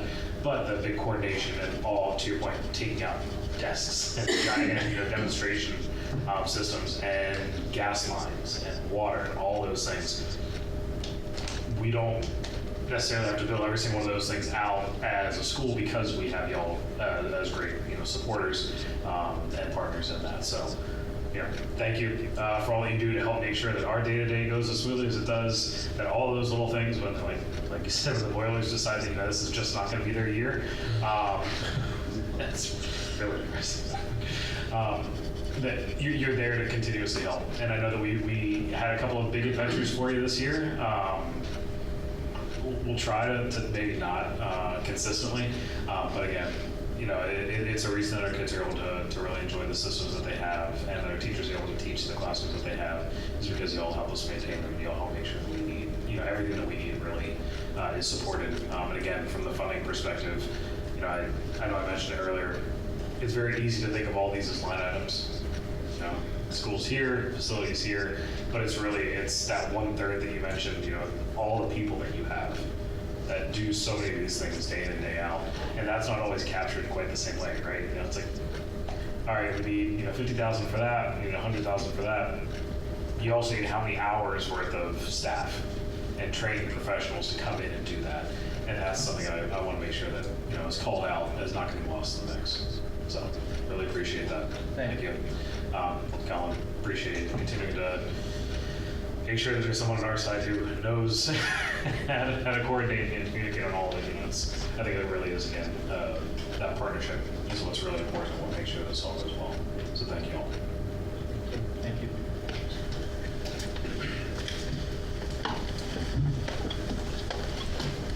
Next up on your agenda, I'm pleased to welcome Dr. Tina Rogers, our Assistant Superintendent, who leads the Office of Teaching and Learning. She'll be joined by Eric Stark, our pre-K through 12 Director of STEM, and Ms. Lizzie Morrison, who is our pre-K through 12 Director of Humanities. So we're here tonight to share an update on artificial intelligence and guidance. And without further ado, I'll kick it over to you, Dr. Rogers. Thank you. Thank you very much for the introduction. And before we start and we'll give a nod to committee members, but one of our committee members is here in person, even though she's going to be up early in the morning tomorrow to teach, one of our elementary classroom teachers, Jamie Helbig, so is here with us and is part of this work. So come on up if you want. We're so excited to be here. I think as we've discussed kind of in this public forum, and as we know on an international level, a global level, this AI is here. It's not going anywhere, and I think I'm really proud of the work that we're going to present to you all in the community tonight, to say that as Franklin Public Schools, we're here to march forward with a path, and that we're not kind of putting our heads in the sand and saying, like, not us, we can't. It's parts of it is scary, but we're here to move that momentum forward in a very thoughtful way that is inclusive of who we are as Franklin community, who we are as Franklin Public Schools, and making sure that this guidance embodies that character of our community. So with that, we'll just scroll a little bit. I think I have to scroll this because take this way. So tonight we will give kind of a progress update. We'll share the stakeholder input with you and what that looks like and how that shaped the guidance adjustments, and then give you kind of a glimpse at the path ahead. So before kind of there, just as a progress update, I think we all watch the news, we read about AI, we experience AI in various ways. We've been reading articles published around AI, and then in January, we had the opportunity to attend a COSIN conference, which the three of us and our Director of Technology together we went together to learn from national leaders, to collaborate with leaders from across the state, and then really leave there with a plan and a pathway forward. We then brought our committee of folks together that launched in February, and so what you'll see presented here tonight, there was a tremendous amount of work done and really kind of a short runway, but to set ourselves up really well for next year to continue that work. So just an appreciation to these folks here. So I'll name, Eric, Lizzie, and I did facilitate this group. We had Nate Burns, who's our FHS librarian, Laura Evans, who's a Spanish, World Language Department head and a Spanish teacher, Allison Finley, one of our DLIs, Jamie in the audience, Helvig here, who's one of our elementary teachers, Laura Keenan, a Spanish teacher at FHS, Andrew Messier from the technology department, Chris Penza is a history teacher at the high school, Joe Piazza is a teacher at the high school, Tim Ryan, teacher at the high school, Leanne Soulard, FHS admin, Josie, who works in Collin in collaboration with Collin, Gail Trotton is an elementary teacher, Marianne Zodley, DLI. And I just named those roles because I wanted you to know and see the breadth of experience and perspective that was brought to the table. And this group really, really worked hard to start with DESE guidance, to start with research, to look to say what are others doing, and then to take all of that information and then take the survey feedback that this group put out, the listening sessions they did, and really formulate what you'll see. So thanks to that committee. So here you can see we put out a survey, we put out a family survey. We were so thrilled, 457 families responded to our survey, which I think is tremendous. I think we've seen maybe some more input, say from the calendar survey, but this was a pretty intensive survey. So we didn't ask just a few multiple choice questions. There was a large amount of open responses. So I do think, it could be a little, it probably took folks about 15 minutes or so to fill out a survey, and potentially even more if you had to kind of step away and come back. So I think that's a really great representation in just the start of input. 146 staff members, similarly, we didn't dedicate time to teachers to do this. They did this on their own, and I think that's tremendous. Those pieces there, I think, speak to folks want guidance. Folks want a voice in that, so I think that's tremendous. And then the 27 students throughout 3 focus groups that happened, again, a really short runway, and that we'll speak to, we'll be expanding that, but some really great insight from our kids that we'll share as well. So into the data. So the next 2 slides, we're going to share some data, and then I'm also going to give you some anecdotal information that's not on these slides related to student input, which I think is critical to shaping this. So if you look across the top there, we had 91% of families saying that they're familiar with AI. 87% of families say that their students are already using it. So I think those pieces right there are just kind of a key indicator to us that we need some guidance. We need some to give our families, our students, and our teachers some support. 88% of families, which I was actually kind of shocked by this one, 88.8% of families support teaching AI, which I think, again, in a responsible way, in an ethical way, which are key there. But I was excited to see that 89% of our community said that.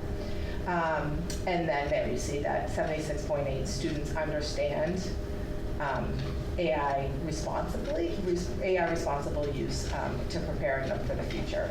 So I think some of these top concerns here, which I feel like is a little hard to see. Can we zoom this up top maybe, just so people can see? Perfect. So you're going to see some through lines here. So some of the top family concerns, students relying on AI instead of thinking. I think we just talked about this at the end of our policy meeting too. This is a through line through educators failing this similar way, and students as well. So really thinking about the intentionality of naming how and why and when we might really use AI. Again, top concern being inaccurate information, academic dishonesty. This came up for students too, which I'll kind of get to in a little bit. And I think what you'll see in our guidance is really this reduced personal connection, making sure that we highlight this because we don't want human connections to be lost at all.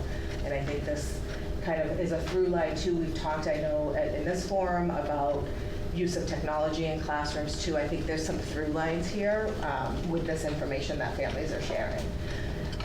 And then you have the most valued benefits there, which I think, again, we'll see some through lines, but helping students personalize their learning supports, writing and research, not doing the thinking for them, but helping to support that. Providing immediate feedback to students, generating ideas. So these are some of the positive highlights that families indicated that they can see some benefits from their students. So educators, you're going to see some similarities and some vary here. So similarly to educators, almost 94% of educators are familiar with AI tools, which is like a great place to be as you think about an on-road to bringing a whole community of educators together. This next one was a bit striking for us. 42.1% of educators say that students use AI for homework, studying, in comparison to, if I scroll back up, 87.3% of families, right? So this, to us, indicated, and we asked a few questions, why might this be? Are students potentially using AI more at home than in school? Are teachers maybe not seeing the use of AI in school, but parents are at home, but it is being used, but maybe, shut down when teachers are around? But either way, this kind of differential led us to ask some questions and ponder kind of those guidance features and really being intentional and pointing to, we have to give guidance around what is Franklin Public Schools saying about appropriate use of AI for teaching, instruction, for student use, and what is not appropriate. And so I think that's worth a conversation to be having. And then you'll see the other two data points there being very similar to what families said in supporting teaching AI responsibly and student understanding, preparing them for the future. Again, here with concerns, similar trends. Students relying on AI instead of thinking for themselves. Very similar to the parent percentage there. Inaccurate information, academic dishonesty. And then what I appreciated here that was named by educators is that fourth one down there, too much screen time. And I think kind of cross-sections those other conversations that we're having. And then if you think about the most valuable benefits, it was great to see educators saying, we could leverage AI to provide accessibility supports for learners in the classroom. That is, if it's done ethically, responsibly, a really great way to leverage an AI tool. And we've kind of done some of that work a little this year. Personalized learning support, immediate feedback, generating ideas, all similar vein to what families said. So really help support some guidance. Some anecdotes I just want to add before we move from this slide, because I think what I regret not doing is adding a student feedback information, but I want to just share with you some quotes and information the students provided. So students drew their own lines of using AI. They don't want to do AI to do the work. They don't want they don't want their teachers to feel as though they're cheating by using AI. That they want to talk about when is it accessible and when is it not. We should be using it, these are some quotes, as a tutor, to practice, to outline, or to proofread. Students asked for clarity, being firm and having consistent expectations across all classrooms, and wanting their teachers to know and understand how to use AI, but also know and understand that AI doesn't necessarily mean that they're cheating. They described using AI consistently for study guides, difficulty with homework, formatting, and occasional email help. I thought that was interesting. Their biggest concerns were the erosion of their own skills over time, over-reliance on AI, and job displacement, which I thought was pretty insightful as we think about our path forward. Another that another topic that came up, maybe not as prevalent, which I think just should be named and we should think about this as we move forward, is the idea of the bias piece, the hallucinations, but that the fake videos that are being put out there, and having conversations so parents can kind of tell the difference of what those are and adults can tell the difference, which just led us to thinking and talking about what are some community involvement pieces that we can do to engage and support and educate our community around AI. But really, the conversation with the students that were in those focus groups that were led by our committee members really pointed to needing more student voice as we move forward and continue on our path with AI. Great, thank you. So now we'll talk about our guiding principles that we developed as a committee. Eric, Tina, and I looked at the DESE guidelines, and again, they're just providing very broad guidelines. They're not telling districts what they should do, what they shouldn't do. It's really leaving it up to us, which we appreciate, but also we did take their guidance and then got feedback from our committee members. So I think all of this work is in draft mode, and this is where we'll pick up next year with our committee, AI committee going forward. But where we landed for guiding principles for our AI use for educators and students and families is number one, human connection. And you can see that families and educators both really strongly supported this principle with something that we need. And we'll talk a little bit more about each one in a moment. The second one is AI literacy, that it's really understanding the benefits and the drawbacks of using AI and what that looks like for students and the teachers. The third is personal accountability. Again, very strong. Families and educators supported this statement. And then the fourth is data privacy and security. I think that's our number one concern, and wanting to make sure that we are all on the same page and that we have these guidelines for everyone so it's very clear what we do and what we don't do in terms of AI use. And Eric and I are going to take a moment to talk about these. The first one being human connection, and I think that was a concern through the survey that everyone identified was replacing the teacher component of education.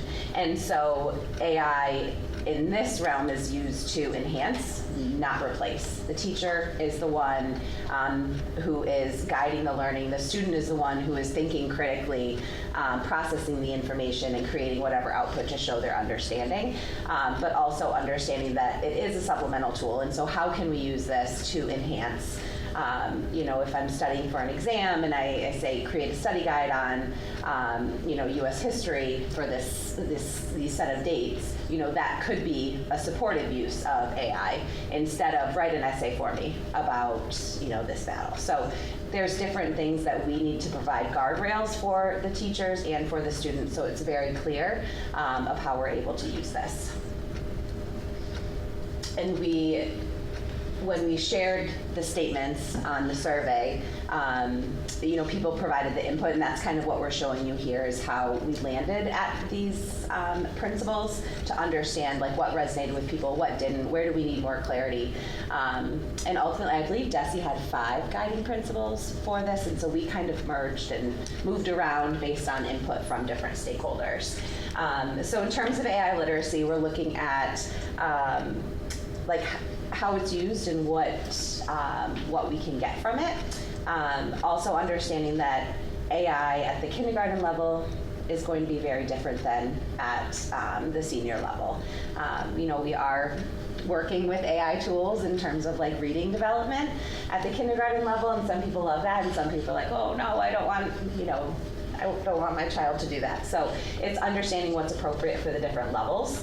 And again, understanding that it should really deepen our learning and not replace any intellectual effort that makes the learning meaningful. So we're still expecting students and teachers to do the thinking, but as AI being a supplemental tool. Okay. And now Eric will talk about guiding principles 3 and 4. Sure. So guiding principle number 3 is personal accountability. And as this principle has evolved, our expectations around accountability and honesty have remained consistent the entire time. I think what has evolved a little bit, or what's been impacted by stakeholder input, is how that accountability is demonstrated. And so what I mean is, we launched this work thinking about a citation of AI use prior to submission, but then after going through a process and multiple iterations and gathering stakeholder input, landing at a place where we're shifting our language as this principle evolved from citing AI use at the end to being able to hold students accountable for articulating how an AI tool may have helped their thinking evolve over the course of a process. And I think as we think about the executive summary that's in the bottom left corner, just that statement of, in Franklin, and Tina and Lizzie have reiterated this too, humans remain the teachers, the learners, and the evaluators. And again, this includes being transparent about how those tools were used along the way. And principle number 4, I think, as was shared, is the one that I think leaves people feeling the most concerned. And so we would say this principle supports a clear, non-negotiable expectation that personally identifiable information never be entered into an open AI platform. And we intend to back this up with education for our students and our educators around why that boundary matters. And I think it was great to hear from students that they want to be a part of the conversations around why this matters. And we also heard from families that families want students to understand the why, not just be told no. And so again, I think there's an opportunity for ongoing education around data risks, and I would just say that this is a natural extension of our privacy protections that we're already committed to and that are in place. And so again, it's a big concern that we share, but I think there's a lot of opportunity here. And then as we think about looking forward, I think we would just say this year has been about building the foundation, as Tina started us with, for this work and where we go next. But the opportunity that we have as we look towards next year is to strengthen that foundation, commit to communicating it broadly, and then building the culture around it. So how do we do that? A couple of things. We want to reorganize our AI guidance committee, our district-wide committee. Again, those people that were listed at the beginning. We want to reorganize that group to help to take us through the next leg of this journey. We also want to, as Tina said, bring student voice onto the committee and not just have them be survey respondents, but have them have a voice in the committee. So we intend to do that. We also want to be able to launch the fall with having our AI guidance, again, in draft form, but available to our parents online. And then we want to embed opportunities for AI professional learning into all of our sessions throughout the course of the year, so that this doesn't just seem like a one-time rollout, but rather an ongoing process for our teachers to engage in professional learning. And so I think with that said, can I just make one additional comment? Just as it relates to that parent engagement, a number of folks filled out the survey and provided resources or made statements like, I'm actually in the industry and I think I could be an asset. Or, so-and-so is someone who I have a connection with that might be, I've seen them speak. And so the folks that did provide their information or that have reached out to us separately can expect a follow-up from our office in July. Just waiting for kind of the school year to know a little bit. But they can expect that follow-up. And then we will be looking for parents as advisory folks who we can kind of bounce ideas off of, we can get some initial information out of, and have really a back and forth collaborative conversation with families as well. So I just wanted to know that.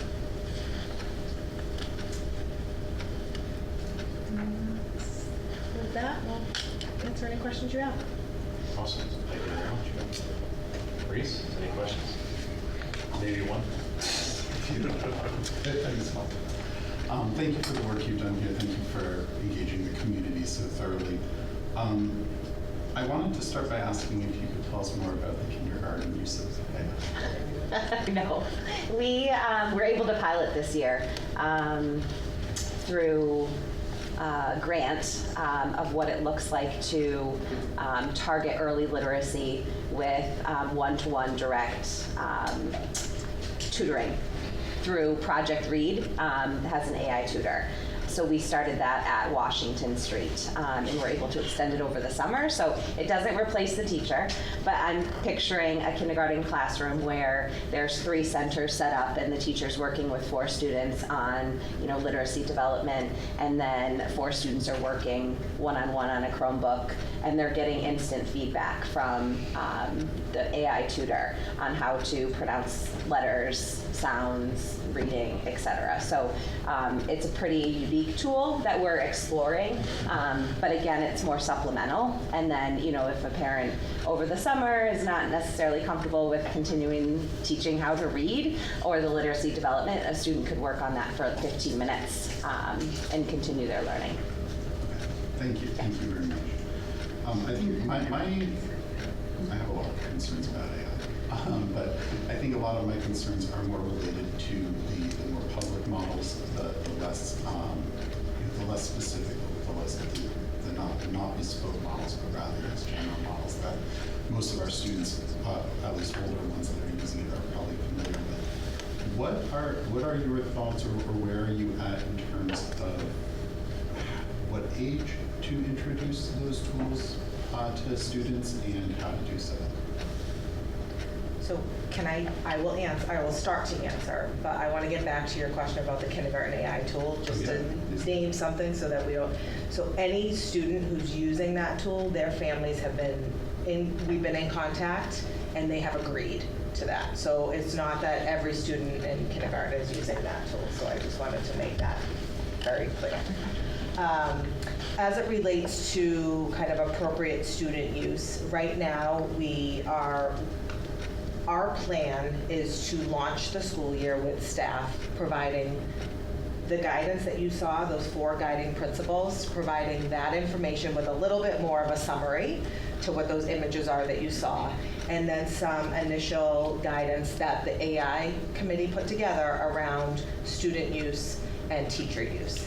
In addition, from this committee, we also developed some policy handbook suggestions that we will be providing to our administrative teams as they work on that over the summer. So those are just some components.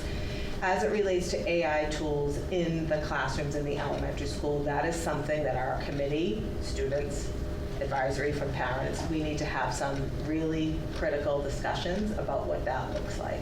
So right now, in an elementary classroom, I do not think, or I have never seen a student opening ChatGPT or things of that nature. It is very, students are on Chromebooks using STMath and other kind of instructional tools. But as it relates to kind of conversations about how does instructional technology from K through 12 in that class, as students work through that, what does that look like? And is it more conversations about AI use at the K1, 2, 3 level, rather than actual use of a generative AI tool? So right now, we don't have a specific what is what at what grade level, but our guidance around instructional use and student use will speak to those guardrails until we have some real clear kind of expectations. Thank you. I think one of the I want to share some concerns because I hope that it's helpful in thinking about how to present this to students. And one of the things that was a little surprising to me is that bias in AI systems is rated kind of lower than other concerns that people have had. Because in fact that to me is one of the things that is fundamental to AI literacy, is understanding that these are not all knowing systems, but these are systems that were crafted by humans. The big models largely from stolen work, by stealing other people's work. But they're crafted by humans and can be manipulated by humans. And the students, it's very important for the students to think about what may have been excluded from this data set. We have a very public and kind of notorious example of manipulation of an AI system regarding Grok the AI associated with the company formerly known as Twitter. And I think what we can learn from that is what other manipulation is going on that's not public. What is missing from these data sets that our students aren't being exposed to, and how is that shaping their ideas and their perception of reality? I think that's a real risk, and I think it's compounded by that I feel like we're regularly seeing people who are kind of at the helm of these projects saying things that mirror what you might see from a super movie. So I would really like to see our students educated about how to question that and how to be really thoughtful about how to approach. And kind of, I related to how we were taught about, Wikipedia is not a source. And it turns out actually Wikipedia is a pretty great source. It's just not a primary source. You have to look at who's being cited there. And you have to understand that any moment when you look at Wikipedia, there's a risk of it not being accurate. I wanted to also mention concerns about the psychosocial impact of AI use, and I want to preface this by that I'm going to be bringing up some of the second topics. There are a couple of pretty high-profile examples of people whose AI use has led to tragedy in their lives. There's a lawsuit ongoing right now by a family whose child, I believe it was an adult child, if I remember correctly, but still their child was engaged in conversations with AI and expressed suicidal intent, and the AI walked them through how to execute that, and they did so successfully. There's another account of a woman who was conversing with AI in the process of grieving the loss of her brother, and began believing that she could speak with her brother through the use of AI, and the AI system reinforced that. And these, when we normalize the use of AI for our students, we introduce these risks. And so age is certainly a strong consideration of when to do so. There's a lot of nuance that, quite frankly, it's like college level critical thinking more so than any grade school level kind of critical thinking. But I think we need to find ways to help our students understand that context and really emphasize that even if AI is responding in ways that seem human-like, it is not human. It does not have empathy, and it's not motivated to help you. It's not motivated to do anything. Perhaps it's motivated to do something, but the motivation's coming from its creators, right? So whether it's making money or manipulating viewpoints or just saying we don't need a workforce anymore because AI will do everything, which I don't think is likely to bear out, but we'll see.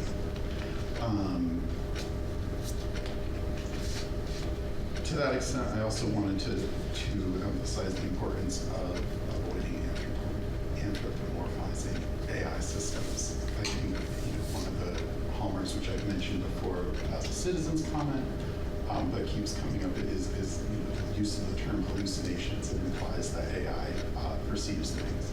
An hallucination is when a living thing perceives something that's not actually there. And AI systems don't perceive. AI systems collect, and they're very good at kind of spitting out results that are believable. And fair enough, often are correct and useful, but many times there are plenty of examples of times they're not. And I think that's everything. Oh, yeah, there was one other comment I had. So one of the things that I want to express appreciation for the principals here. I think they're really helpful in terms of guidance, and particularly that of AI literacy. and the need for human connection. There is a phrase here, where is it? It says, oh, here it is, under Principle 1, it says AI amplifies human expertise. I feel like that sentiment is not actually reflective of what AI does. I think that's an idealized version of AI. I think that right now there's a bigger risk of AI undermining human expertise, of people turning to AI and believing what it tells them over what field experts tell them. I think we can all probably recognize efforts from very wealthy individuals to undermine the expertise of people in various fields whose statements are problematic for their ability to make money. And efforts to undermine the medical community, the scientific community, and so forth. Some of these individuals also have investments in the AI. And so I think it's worth kind of challenging that concept that AI amplifies human expertise. And the last thing I'll add is that I recently made a presentation on AI as part of continuing ed. And one of the risks I spoke to regarding human connection is that of kind of the idea of imposter syndrome, of the idea that somebody doesn't, even though they're doing the work, even though they're doing the work effectively, doesn't see themselves as an expert. And upon reflecting on my own kind of experience with imposter syndrome early in my own career, and how that was resolved, the way it was resolved was through conversations with other professionals in my field that I respected and shared ideas with, and had my ideas and approaches validated by them, and and did the same in response, and kind of building each other up and challenging each other, of course, as well, and correcting one another. And I think that there's a missed opportunity, even at the kind of low level of using AI for proofreading rather than turning to peers, because that kind of like peer review in the classroom mirrors the kind of peer review that happens in professional communities. And nothing in here suggests that would not stop happening in our classrooms or anything like that. But I think it's important to really emphasize the importance of that kind of peer collaboration, even as AI tools can be helpful in proofreading, for example. So thank you for answering my questions, and thank you for hearing my thoughts. I will pass them. I don't have nearly as much, but I also share my concerns with AI, obviously. I think I'm really curious to see the different tiers of development from kindergarten to senior year in high school, and how that evolves over time. I just, from having a child who, has her cell phone in middle school, I think I appreciate this work. It's critical. Handing a cell phone to a child with a million apps and then trying to retract that, I just know from experience, this is a big challenge. So handing them this type of a tool without barriers is extremely scary. So I appreciate this work. I'm very interested in seeing how it evolves. I think many of the comments that were shared by the students really resonated with me. So kudos to them for really digging deep and coming up with those ideas, especially like the job security. And I feel like we're going to be in a lifelong learning system over time. But one other thing that I would think to include would be how to, like the effectiveness and how measurement of that looks like in different capacities over time. I know we're trying to figure out how to implement and provide guidance, but also how to measure the impacts on students over time as we're using the tool, I think would be something to track right from the get-go to see exactly how the benefits of it, exactly. So I would say that would be something I would keep in mind as you go through this process. I think that's it for now. I'm curious to see what this looks like. Thank you.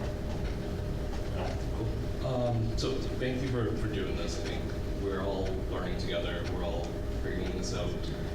It's brand new, and there's a lot of unknowns. So I think this is the first step, is to have the conversation, have the dialogue, have the forum where people can talk, share their perspectives, and figure out how do we move forward. I think this is a great start. I think engaging the community is one. I think what would help as well is probably partner with other districts as well, just to show what we're doing, because we're not in this island. You know, everybody's figuring out how do we navigate this together. So I think that would help.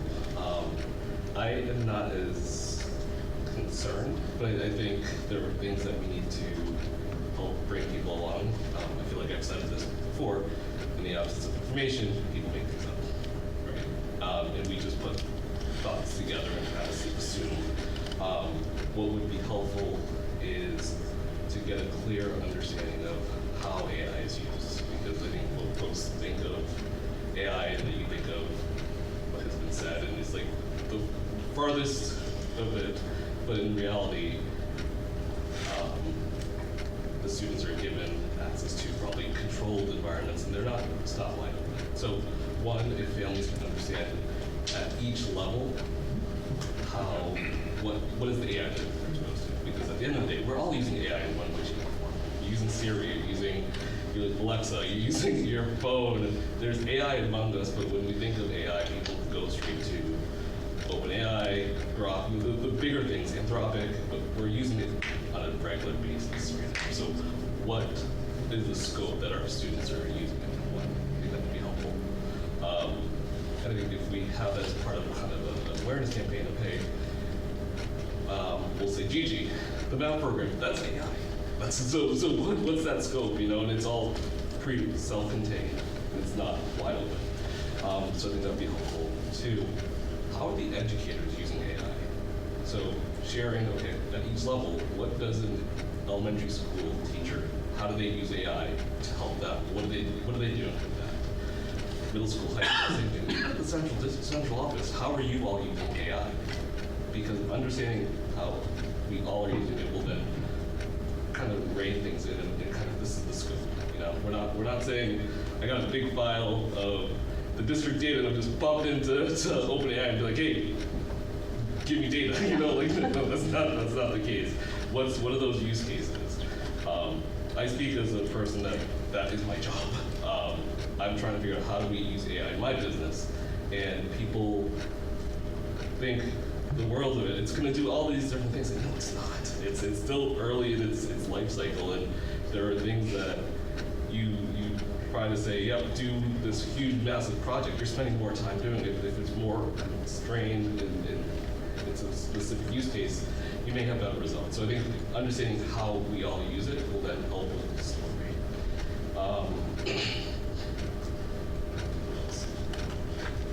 I mean, it's just really about transparency.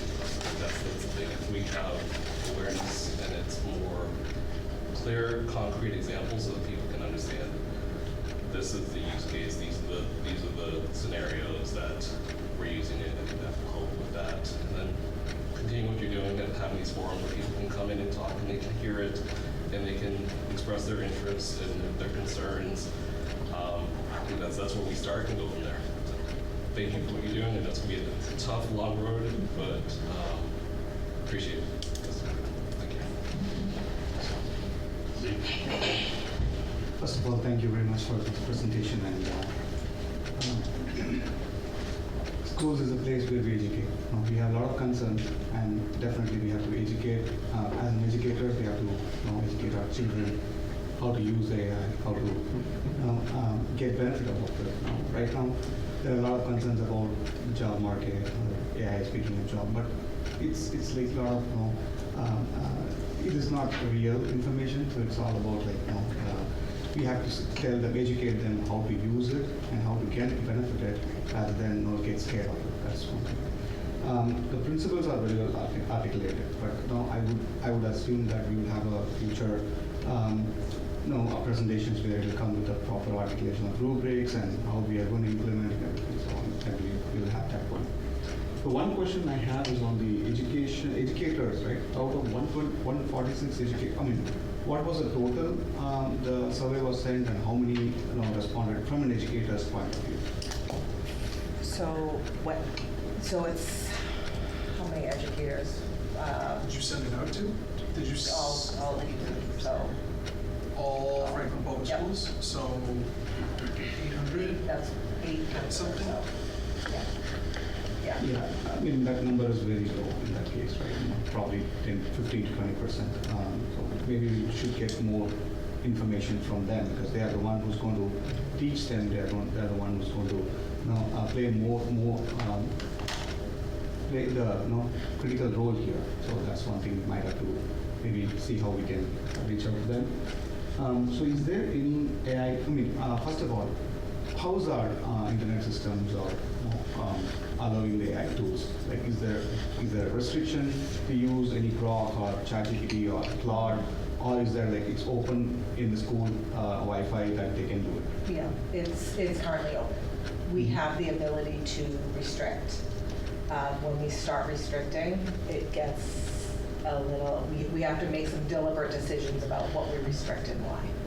But from my understanding, if the student uses AI, the AI will recognize that it's coming from a minor as a student, and it will block it. I know for sure it has happened. So I think we should leverage those kind of guardrails and then try to implement that. And is there any plan for us to adopt a tool and then because that's where we put the guardrails and your implementations on the AI, have it for the Franklin Public School, and then have guardrails around how to use and probably what can be sent to that AI system and what should not be sent. Something we can play around with that. Is there any plan for that? So these are, you've all raised great points, and I want to respond at the end of it, but yes, so we have had these conversations.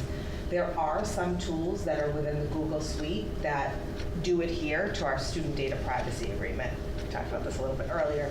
One being Gemini, that's a Google platform. Notebook LM is another tool that's within that Google platform. So just naming those two right there are tools that do adhere to student data privacy agreements, just like ST Math with Gigi. So there are conversations, those are happening. They did happen with the committee, and as you can imagine, February, March, April, May, 4 months of time. There was some research time, there were conversations, they were gathering feedback. So we have probably about a 12-page guidance document at this point that kind of speaks to a lot of the comments raised, that we have some more work to do on this summer before we're really ready to kind of put a little bit more detail in up to the community. Yeah. I think we are right on time. It's not too early or it's not too late. I think we started right on time and implementing these POCs and practices. So hope to see more updates on this in the future. Thank you. Thanks. First, one of the very first slide is a presentation developed with assistance from Claude. And they kind of circled that. It's like, will this be commonplace to kind of see that? And I love as we get deeper into it, to cite your tools. And I think that's such a great guiding principle. Is Reese kind of brought up talking about Wikipedia. I remember being in school and having the librarian talk about the difference of what's listed there on Wikipedia versus if you can kind of dive into the citations and the difference that makes. And so I love that you're just kind of incorporating that concept, that just as you had to cite your sources previously, you still do it, but now you also have to cite the tools that you're using as you kind of move forward. Dr. Rogers, you mentioned putting your head in the sand, but also kind of recognizing it's a changing environment, and how do we kind of change and adapt. And with that, I love, really appreciate all the committee's work in leading up to this presentation, and I really appreciate that we're seeing some of the results of the work at the ground level. I know there's been a lot of times in the past where there's been a lot of committee work, and it's only after a year or more, where it's like, here's the finished product that was now going to come in before us. And so what we're seeing is considerable amount of work to get us here to this stage, and we kind of talked about the next couple of steps. And I had almost actually mentioned this during the superintendent report, talking about like the pathways. I always appreciate that Franklin is oftentimes kind of just right ahead of the curve. When we talk about like the pathways, it was just like last month, a hearing from the state talking about they're really trying to expand the pathways. I remember when we did the graduation requirements after MCAS got replaced, and then it was like 6 or 9 months later that the state was like, oh, hey, here's a lot of the graduation requirements that I think that they copy and pasted a lot of the work that you guys did. We see that with the cell phone restrictions, and now we're seeing it with AI as well. Definitely, I'm sure there's many other communities that are out there doing the work and whatever we might be able to do to kind of help, collaborate. But what we're doing now, I feel, is just right there. Like, Franklin, again, is ahead of the curve, getting out in front of this before it becomes a even bigger issue than it already is, or before the state starts to mandate a bunch of stuff. So I applaud the work that's already gone into it, and look forward to the work you guys are going to continue to do.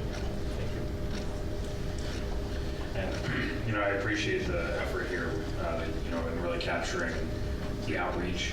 I know there are a lot of people who have opinions kind of across the board, and I think balancing that out and also really showing it in a concise manner takes a lot of effort, but I do appreciate that.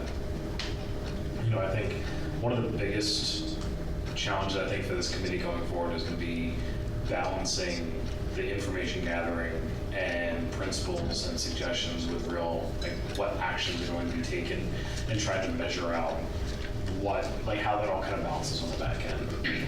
So I think, as you continue going down, I look forward to hearing more about this. I think we'll have definitely more engagement from the community, from the committee, to make sure that as we're going through something that's changing so rapidly, we're basically doing our best to try and keep moving our target. This is one of the few times I feel like moving the goalposts is kind of required.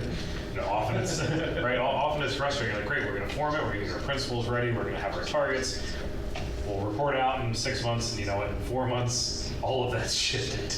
So it's like, how do we really create those paths as principles, those directions as targets, instead of, okay, rigid option 1, we're going to hit this at this time. Really having it where we know what lanes we have to kind of follow, and we can report back on that. So, good luck. But yeah, again, I think, I encourage the community to definitely continue to stay involved. I appreciate all the teachers and staff that already have. And, I think it sounds like we have quite a few committee members who are really excited to help provide that kind of the breadth of opinions, right? And that's the biggest challenge, right? I think, and of course, you suggest that yourself when looking at these 3 different groups. One answer for one group is correct, and for another group, they see it as wrong, or it's just not realistic. It's not what's happening.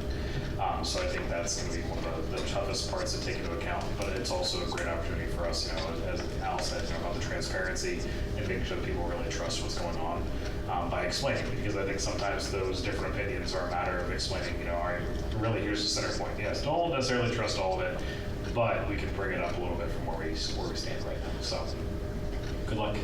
I'm sure we'll be hearing a lot from y'all. If you don't mind, through the chair, can I just respond so what I will say is that we appreciate the feedback, the input, and I want to say that we know, and I think the whole committee knows, because we grappled with this quite a bit, this is a heavy responsibility. We're educating students, and we're educating them in a very fast-paced, evolving world right now, and so we don't take that lightly.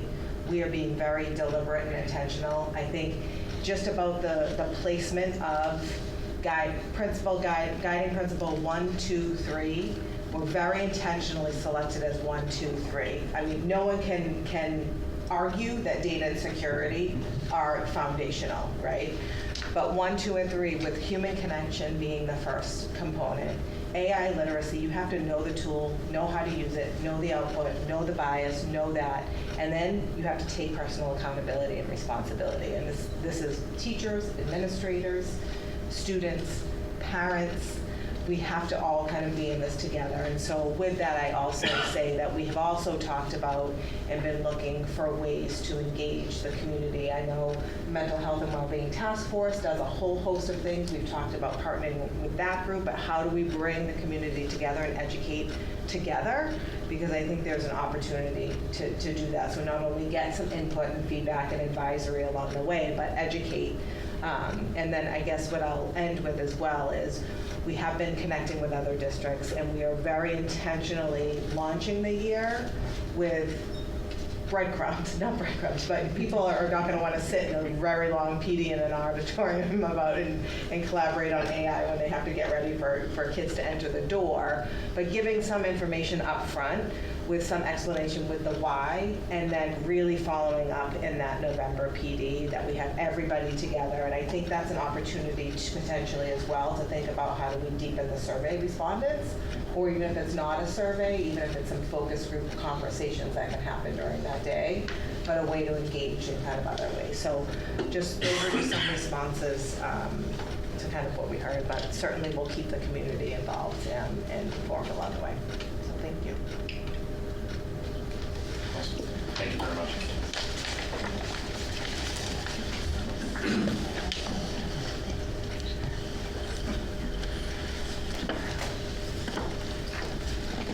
All right.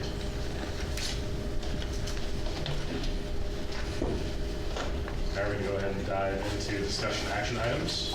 Item A. First is the accept board appointment. I recommend appointment of Superintendent Lucas Jagir to serve as the Franklin representative to the 2026-27 accept board of directors as discussed. All right. Motion regarding the adoption of the appointment of the superintendent to the accept board of directors. Is there a motion to approve as discussed? So moved. Is there a second? Second. All right. Motion seconded. Any discussion or questions? All right. Seeing none, vote will come on the motion. All those in favor signify by saying aye. Aye. Opposed? Motion carries. Thank you. Next, this is the policy IMGB, therapy emotional support dogs. This is the second reading of this policy, so voting tonight would be an adoption, and I will recommend the adoption of policy IMGB, therapy/emotional support dogs as discussed. A motion regarding the adoption of policy IMGB is proposed. Is there a motion to approve? So moved. Is there a second? Second. All right. Any discussion or questions?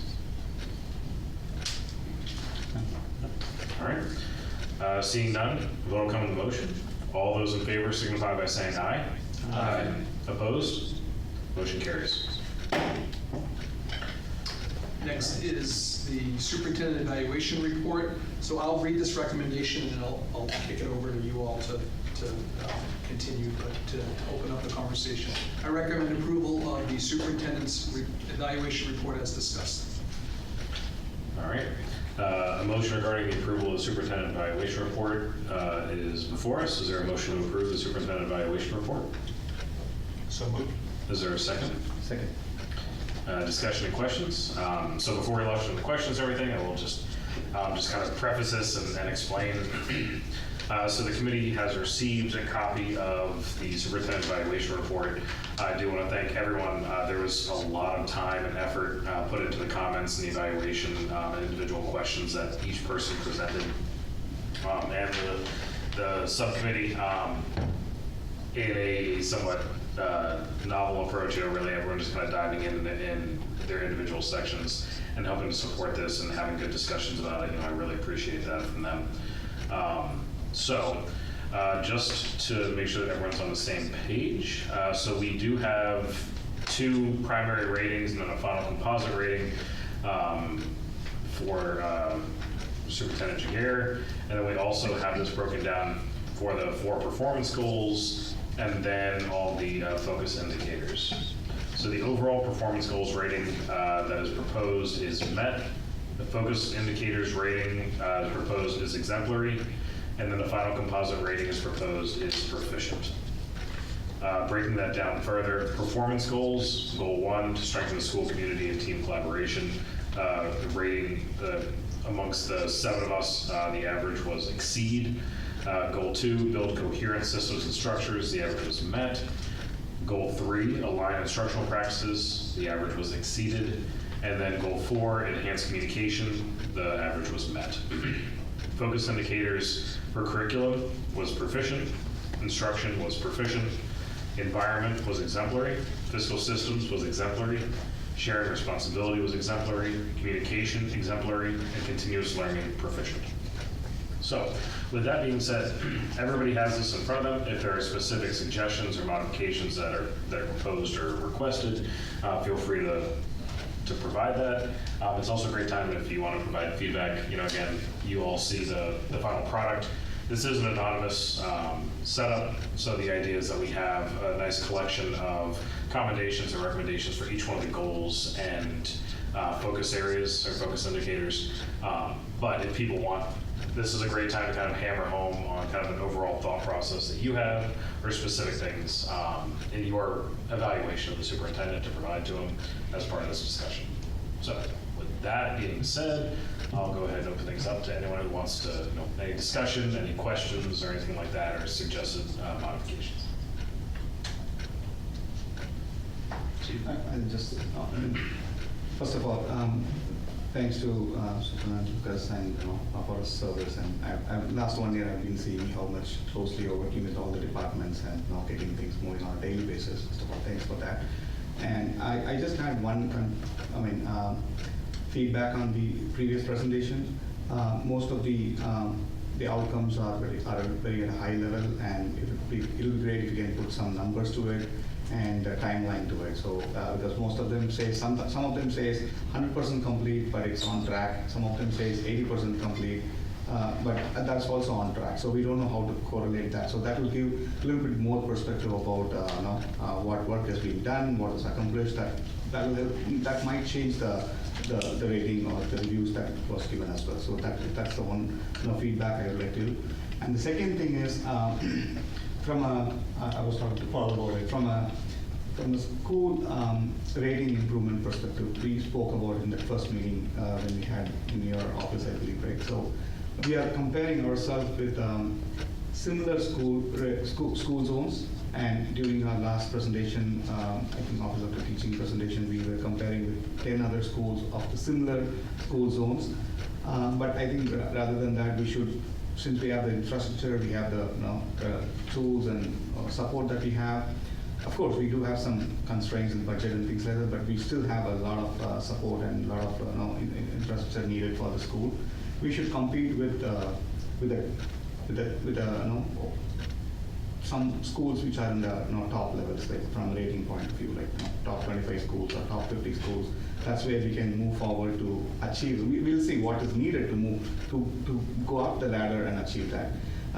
If we compare among our school, similar school zones, we might be stronger in that, but we'll not be able to see what's happening outside. Even for this AI, right? So we can see how we can go and explore how the other school zones have implemented or in the process of implementation. So that will give us some kind of information to move forward, right? So always look for something higher, and then see where we lack and move towards it. That would be my feedback as well. Thank you. Thank you.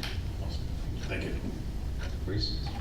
Yeah, I don't think my colleagues up here, I think this was being my first time through this process, it was a very interesting process, and seeing the report come back and getting to see the diversity of perspectives and sometimes similar sentiments expressed different ways or with different evidence to support those perspectives was just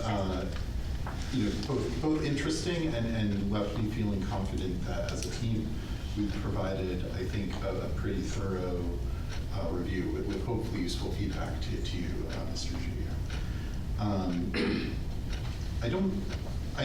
guess one thing that I would comment that doesn't really show up, at least in what I commented in the evaluation, that I'm particularly grateful for, is what Franklin gets with you at the helm because of, like, as a result of action or creative thinking or seeking solutions that are kind of outside just, well, it's not in the budget, so we can't do it. You know, things like how our food services are run, things like your passion for the monument to intimidate opposing teams coming up. You know, I think that those are things that like kind of are still related to the goals here in terms of community culture and the like, but that are not specifically reflected in the goals as they've been defined. So I wanted to emphasize that. And I have a comment related to communication that I didn't have an opportunity to share in the review because it was only brought to me by a community member over the weekend. But I thought was useful feedback to share, and I thought to do so here in the meeting, just so for that level of accountability to the community, which was that they had requested two things. One, for when it comes to communication from the school district and from individual schools particularly, that printed flyers in the backpack are their preference for highly important things. I am grateful to that community member that they also recognize that there's a cost associated with that might make that harder to either less feasible or just that it would mean adjusting the budget and maybe it's not worth taking the money out of somewhere else to do that. But the other thing they commented, which I think is more actionable, is that the way in which parents are receiving communication via a link in an email means that communication from the schools is non-searchable in their inbox. And I think this is an issue worth trying to address because they gave an example, like, I know I got an email about field day, but if I search my inbox for field day, I don't get any results. So how do I find that information? But overall, I think you did a great job, and I hope the feedback is helpful. Thank you. The answer is they listen to a school committee meeting because I've hosted them for the last 2 months. Plagued myself here. First, I want to thank my fellow committee members for the effort put forth in this evaluation. I really enjoyed reading everyone else's comments and kicking myself for not thinking of them. But compiling all of this information into one succinct document, I think it was done very well. To Lucas and your team, I watched last year's superintendent evaluation meeting to sort of get ideas in my head as to what the progress over the past year. And it was right after the override failed, and there was a very heavy, weighted mood in the room. And then we got to Lucas making a final statement, and the positivity and the confidence that you exude as a professional at all times is what truly, I think, just lifts up this community and your team members and this committee. And I just wanted to speak to that because I think just as you represent this department in the grand scheme of things as the town as a whole, I just think that you earn that respect across all departments in the way that you prioritize the school, but you also prioritize every other department and don't want to take away from any other department as a result. And I think that just speaks volumes of your integrity, and I admire that as a school committee member and a community member and a parent. I don't have much else to say. I think the evaluation is.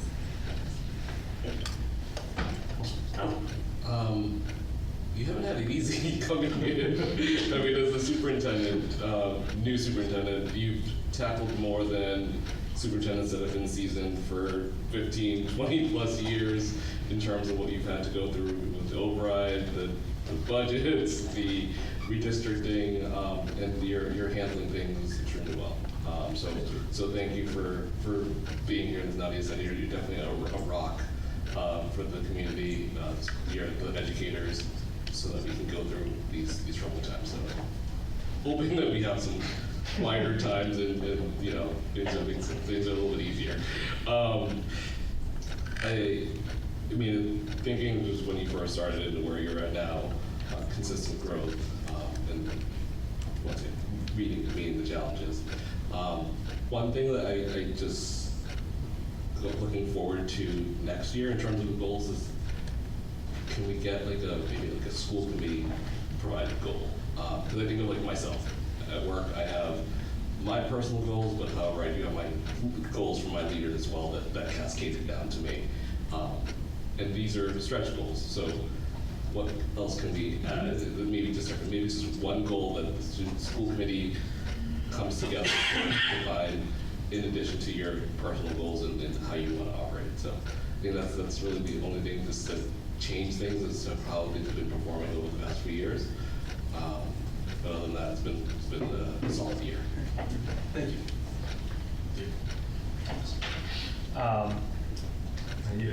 You make this easy on us to do. And do you take a picture of this and send it in the superintendent group chat to be how could be canceled? What I got really though, it's now you mentioned when everybody else is kind of going and talking and where we get to read everybody else's comments. There's so much alignment because of the commendable job that you do, and that then really kind of trickles down to every staff member here at the Franklin Public School District. This is as much of a reflection on you as it is the entire district.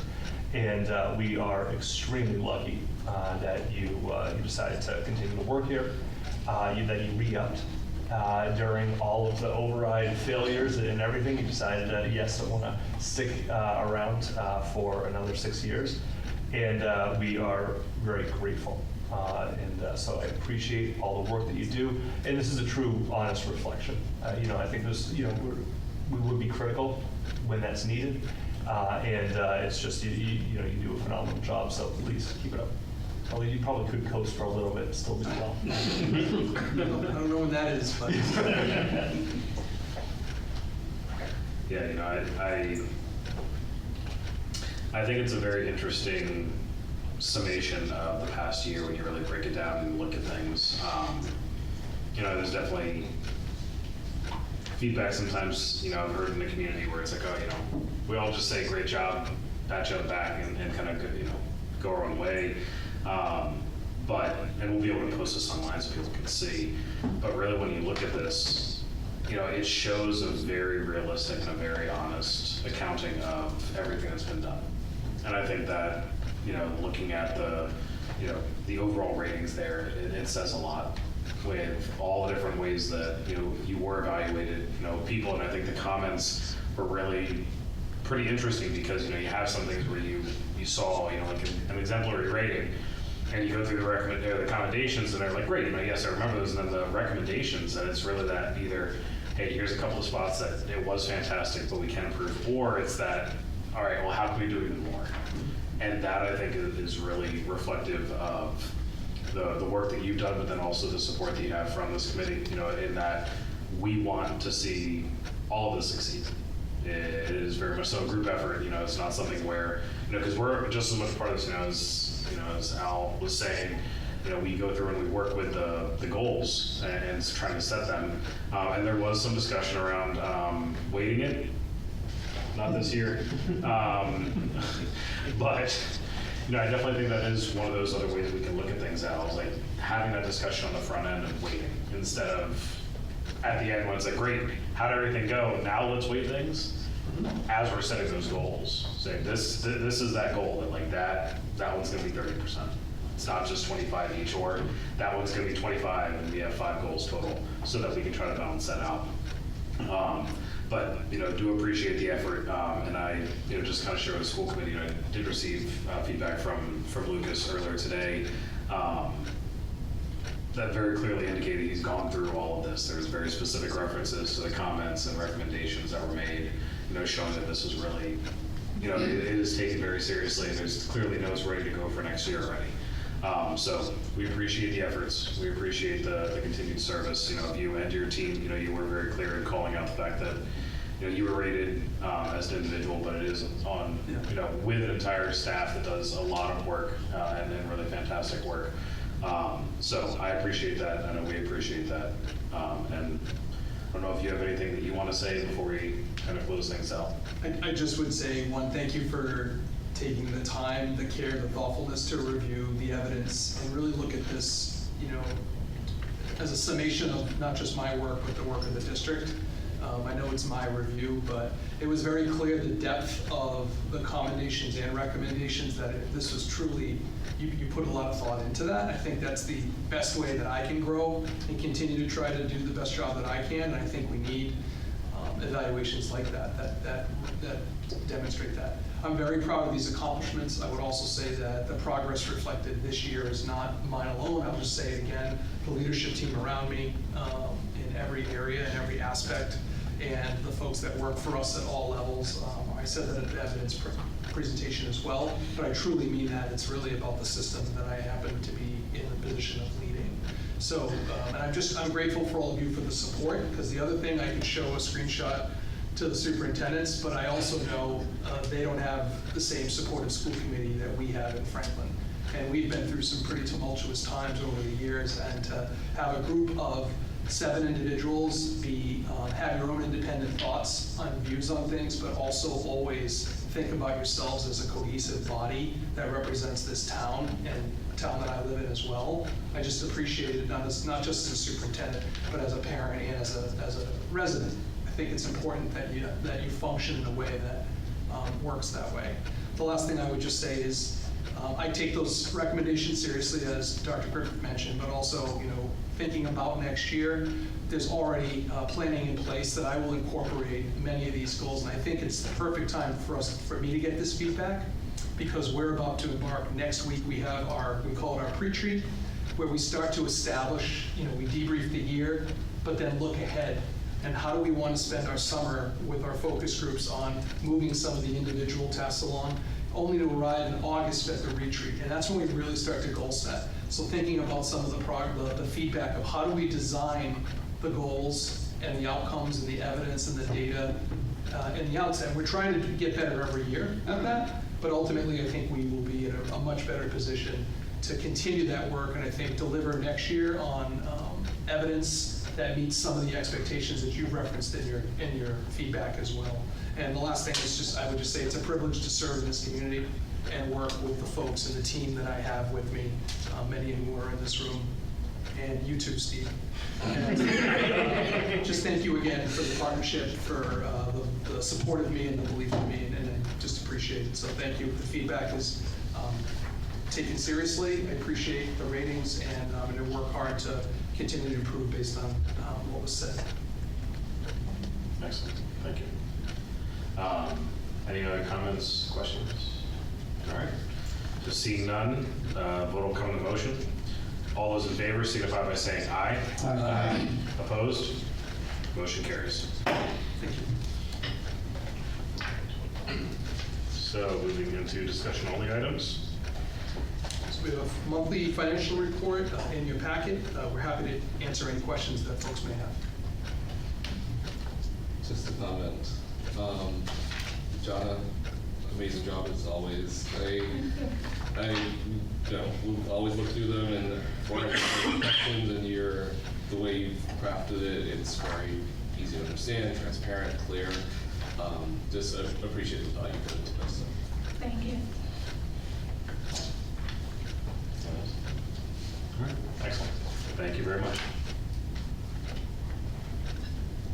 So moving on, we have information matters. So this is a fun evening, all kinds of fun updates. So superintendent evaluation, well, we saw the sum of what we do for an entire year. Put together in that document, so a lot of thanks to Stephen and Ruth Ann for supporting with that committee, and everyone for really putting in a ton of effort it was really hard going through and kind of trying to select some of the comments. And, you know, it's all random, so I'm sitting there trying to like really collect the thoughts of what the committee has shared. But it was very clear, you know, as Lucas said, there was a lot of time spent in not just selecting the ratings, but then providing clear feedback behind it. That really meant a lot to us. And I know, you know, went to creating a much more efficient document in the long run. So superintendent evaluation, budget, the end of it all is tomorrow. So town council is going to be meeting to vote on the budget. I'll be there. I believe Lucas and team will be there as well. Anyone who wants to watch, feel free. If you want to show up, that's fine. We will keep an eye on quorum, and that really only matters when the people speak. Basically, you can't have 4 people speak at the meeting, but whoever wants to show up and have their comments known, if they do allow it. You know, again, for us it would be community comment, because it's not an open hearing. There's not this guarantee of us being able to speak. But letting everyone know, budget, you know, is finalized tomorrow. At that point in time, I'll just use this as kind of a proper plug. We don't have another meeting until August. Okay. Yeah. Unless there's a change to our budget. You have slated in your calendar the June 23rd Tuesday night, and typically it's up to the committee to decide if there's work and business that needs to be done. You hold it, but ultimately it's a discussion. You would want to communicate directly with Dr. Griffith on your sentiments on that, but ultimately that's a decision for the school committee chair to make. Yeah, so in many instances, you know, that's the last week. We definitely sit and talk about that, but it would be very critical to have that if there's any change to our budget. If there's a change to our budget, we have to meet, we have to reallocate, we have to adjust. If not, we can basically, we'll figure out what topics may or may not be needed that week. All right? Awesome. So, budget's done, policy. Dave. All right, policy met just a few hours ago. We got some new stuff coming to everybody at the next school committee meeting, TBD, including one thing we kind of, it's been nice, so many of the policies have kind of been like state or federal regulations that we've just had to kind of come up and adopt. We're now finally getting to the point where it's stuff that the committee kind of brings up. Nadia, we kind of spoke about making field trip permission slips kind of more uniform across the district. Reese, a while ago, kind of talked about like good of the order, when does that happen, and kind of have this idea of really kind of folding in like good of the order and a point of pride, the old tip of the cap. It just into one committee member comment, thanks to Steve, where we might be able to kind of just go, and instead of having to shoehorn in various comments, just at the committee comment, you can say things like, for the community that's out there, this coming Sunday, Franklin Fathers is having their kickball tournament, where we have a team executive session, a number of, pretty much almost all of the school committee members, town council, we have department heads as well. It's going to be a fantastic game. They'll have a dunk tank with a number of local celebrities. They'll have some incredible raffle prizes. I think there's one, it's like a $650 gift card to a collection of Rhode Island hotels. Just some incredible things. Poor Richard's donated an 8-person wine tasting. And so even if you're not there for the kickball, a lot of great things. There's food trucks, there's lawn games for the kids. It's going to be just a great family-friendly event. And that's this Sunday, the 14th. From 9 to 3, and it's at Beaver Pond Field. Just note that Beaver Street itself is going to be closed off. DPW kind of started throwing out a new traffic update, but you can just go down, cut down Grove Street, and then head on over there. Weather should be fantastic. So that's one of the policies. So that way there's going to be a proper opportunity to kind of talk about some of those things. And then we'll kind of figure out when the next meeting, we may meet at some point over the summer. We'll see. Sounds good. Thank you very much. Community relations, Al? Yep, so our next meeting is on the 15th. But before that, we do have Strawberry Stroll, which is on Friday the 13th. Is it really the 13th? No. The 12th. 12, okay. I didn't think it was Friday the 12th, from 4 to 8. So we will be there. We have some material, so budget material, bus registration material, PCC registration material, lifelong learning. So we have a lot of just good information for the families. We also have our calendars, so you guys all should see the magnetic calendars on your desk or table. Superintendent Jagir, there's a stack for you and your staff to hand out. You got to pass them out? Yeah, so with some goodies, we'll have some things for the kids. Dave and the Horseman Legacy Subcommittee has put together some raffle and some pamphlets from there as well. So really informative, fun day. Looking at the weather, it's supposed to be beautiful that day. So last year was amazing. Hopefully we have more turnout this year. So that's coming up. And that's it. Our last meeting's on the 15th for the year. We'll have another newsletter shortly after to close the year, and then we'll kick it back off in the. Oh, I forgot. Nadia got us great T-shirts. So if you have not seen this, we have all our Franklin School Committee T-shirts that we will be wearing at the Strawberry Stroll, so you can't miss us. And then we'll return next year. Thank you very much. Looking forward to that. And yes, Friday, because I definitely thought it was on Saturday. But Yeah, no, it's Friday. Friday the 12th. Yes. 12th. Yes. Saturday's the rain day. Yes. But no rain. No Yeah, rain. no rain. It'll be on the 12th. All right, Horseman Legacy Committee, Dave? Yeah, we got some great things, actually, as Al mentioned. One of them, do you have a copy of the trifold? Oh, yeah. Show? We have, so the committee had put together this, really shout out to Kit Bradley. Thank you. This amazing trifold that kind of talks about the Horseman legacy, a lot of the work that we've done up until this point, along with the QR code where you can make the direct donation that we have for the revolving account. John, thank you so much for taking care of that, along with the email address. We now have Horace Mann has his own Franklin PS email address. Colin, thank you. And so that's all included here in this trifold. We'll have a number of copies available at the school committee booth and also at the historical museum as well, along with a Horace Mann themed scavenger hunt kind of all around the Strawberry Stroll, which is going to be fantastic. And lastly, I think this occurred in between our last meetings. I apologize if I already stated this, but the campus design team did a walk around during the campus itself. We had Colin was our bus driver. We jumped on the white van and he kind of brought us around to a bunch of different spots. But then we jumped out, walked around the high school, the middle school, ECDC, really just to kind of gather up a lot of ideas about what this may look like. Because again, just to kind of reiterate, one of the big purposes when the school committee voted back in August was both to kind of name the grounds as a Horseman campus, but then come up with a recommendation of what does that actually mean. So the intent would be hopefully in the May 2027, the Horseman Legacy Subcommittee would then kind of come back to the school committee, present out the recommendations. Here's all the stuff that we do. Here's how much, the cost that might be, the money that was already raised, so that we can kind of figure out, look for, approval and, additional steps along the way. So, got a lot of fun stuff happening. And next meeting will be at some point over the summer, also TBD. Awesome. Thank you very much. Okay, add one thing. Yeah. I almost forgot. So for our magnet, as always, it's designed by a Franklin High School student.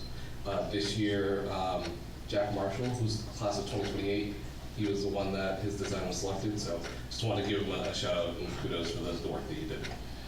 Thank you for that. Yeah, I always love that. Every year, designs on the students. So fantastic. Joint PCC, Nadia? Yeah, before I even go into my report, I agree. There were so many submissions of magnets. It was really, really challenging to pick. So thank you to all the students who put forth an effort. Fantastic work. The next JPCC meeting will not be until the next school year, but this is the last rundown of events before the end of the year. There are many school events. So as mentioned earlier, ECDC is having their fun fair on June 22nd. Lincoln Street. The library is collecting donations to add to their most popular book collections. You can send books in with your students or drop them off at school. Tomorrow is Mr. Mike Day at Lincoln Street. He is our longtime custodian who is retiring, and students are encouraged to wear blue just to honor him. The end of year celebration is also tomorrow from 5 to 7 at the high school, and there will be foam, so bring a towel. There's also a fundraiser with Paizonis tomorrow from 3 to 7. Mention Lincoln Street Elementary when you order. 3 to 5 field day is on the 16th.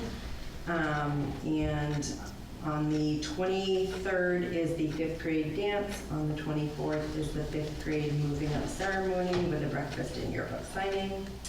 At Washington Street, field day is on the 12th, and the 5th grade moving up ceremony is the 16th. At the middle school, there is a dining out raillery fundraiser on the 15th from 4 to 10 p.m. and mention FMS PCC when ordering.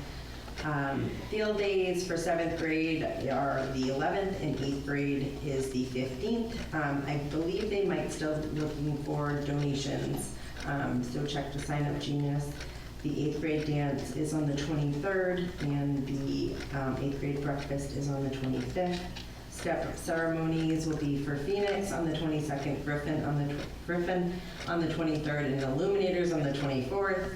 And just thank you to all the PCC boards, members, volunteers, for everyone who participated to make these events possible.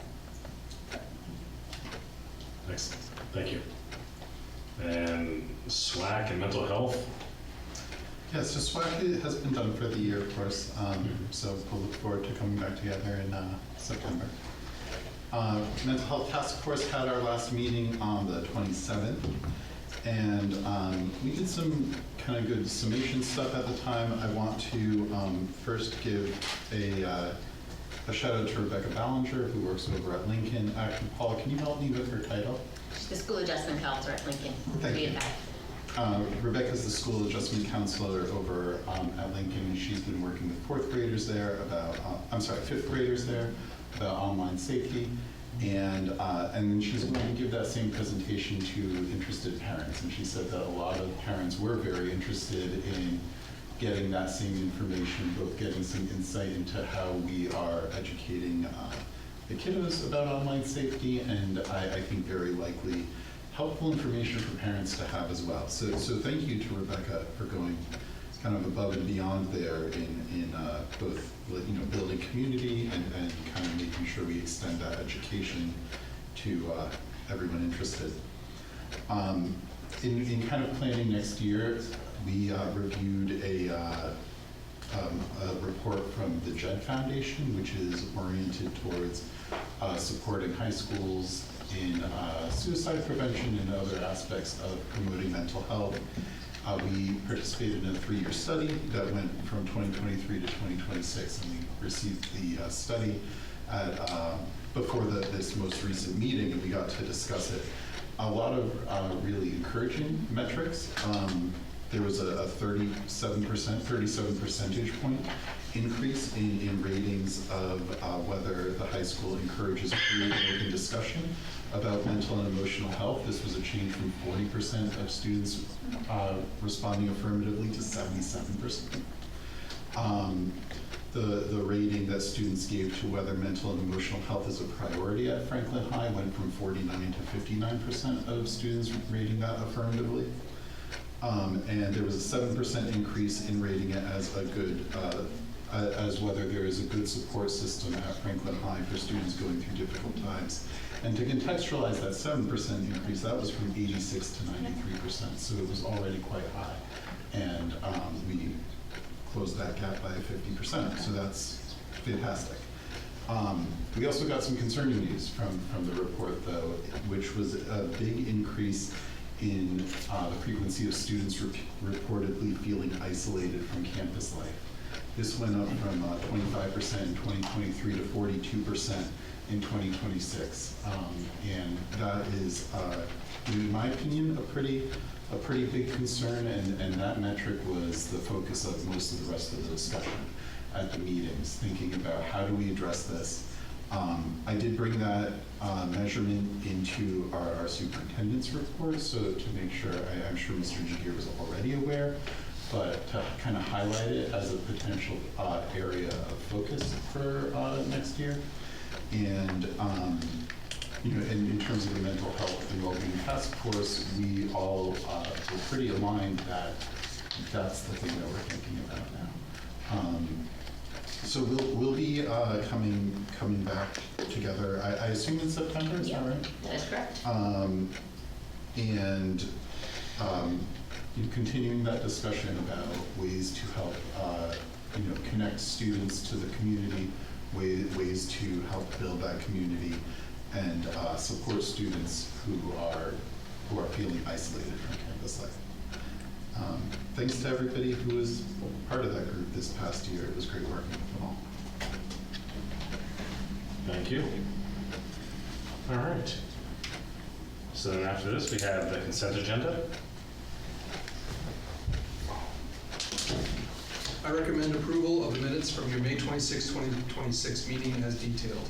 I recommend the acceptance of $1,000, a Fidelity charitable donation honoring the Fernando P. Baglioni Memorial as detailed. I recommend the acceptance of $2,972.72 from Shutterfly for supplemental supplies as detailed. I recommend the acceptance of $15.94 from Ohio Pile for supplemental supplies as detailed. Is there a motion to approve the consent agenda as detailed? So moved. Do we have a second? Second. All right. Are there any discussion or questions? All right, seeing none, vote will come on the motion. All those in favor signify by saying aye. Aye. Opposed? Motion carries. Being the first meeting of the month, we do have good of the order. So as Dave was kind of alluding to in the policy, the idea here is to really kind of focus on things that we can do to improve the meeting structure, how we're performing things, and how we're doing things during this process. So if anyone has any suggestions, this is a wonderful time to do so. If not, one. All right, excellent. So moving into new business. Lucas. Okay, so new business, we talked a little bit about the budget hearing that will happen tomorrow. If there's any change, I'm sorry? Budget vote, thank you. Yes, that's an important distinction. So we have the budget vote tomorrow. If there's any change to your voted on budget, we would need to meet again. We typically have you done that in a special meeting just for the expediency of wanting to finalize our budget for the year, but you still have the 23rd on the books as well. But ultimately, if there's some change to the bottom line of our budget, that would be a time when we would probably have a special meeting. We've done them virtually in the past, depending on the scope and magnitude. So that it would be just for that purpose, typically is how we've done those. So that's what you can look forward to there. Other than that, we will conclude the school year on June 25th by and large, and that's really the work. Fantastic. Okay. Any questions? Yeah, I know we had talked about this, maybe in an email, around courses that graduated in academic recognition. Just want to make sure that we at least have that for at this point, but start of the year. Yes. So I had a note for the spring, but when we looked at the calendar, the minute we shifted to do the joint meeting for the strategic plan, it shifted a few of our other items, which pushed us out to where we are today with the pace. So we will make sure that stays on the forefront. We'll make sure that we do something in the spring. I mean, in the fall. Okay, thank you. Yep. Any other? No? All right, excellent. So finally, we'll be adjourning to executive session. We'll not be returning to open meeting. pursuant to Mass General Law, Chapter 30A, Section 213, subsection 3, to discuss strategy with respect to collective bargaining or litigation if an open meeting may have a detrimental effect on the bargaining or litigation position of the public body, and the chair so declares. Is there a motion to adjourn into executive session as discussed? Is there a second? Second. Vote will come to the motion. A roll call vote. Steve? Yes. Reese? Yes. Nadia? Yes. Al? Yes. Dave? Yep. Myself, yes. Motion passes. Thank you, everyone. We are now producing this in collaboration with Franklin TV and Franklin Public Radio. This podcast is my public service effort for Franklin, but we can't do it alone. We can always use your help. How can you help? If you can use the information that you find here, please tell your friends and neighbors. If you don't like something here, please let me know. Through this feedback loop, we can continue to make improvements. And I thank you for listening. For additional information, please visit franklinmatters.org. If you have questions or comments, you can reach me directly at suresteve@gmail.com. The music for the intro and exit was provided by Michael Clark and the group East of Shirley. The piece is titled Ernesto Mañana, copyright Michael Clark and Tintype Tunes in 2008, and used with their permission. I hope you enjoy. By the way, you can also subscribe and listen to Franklin Matters Radio on your favorite podcast app. Search in podcasts for Franklin Matters.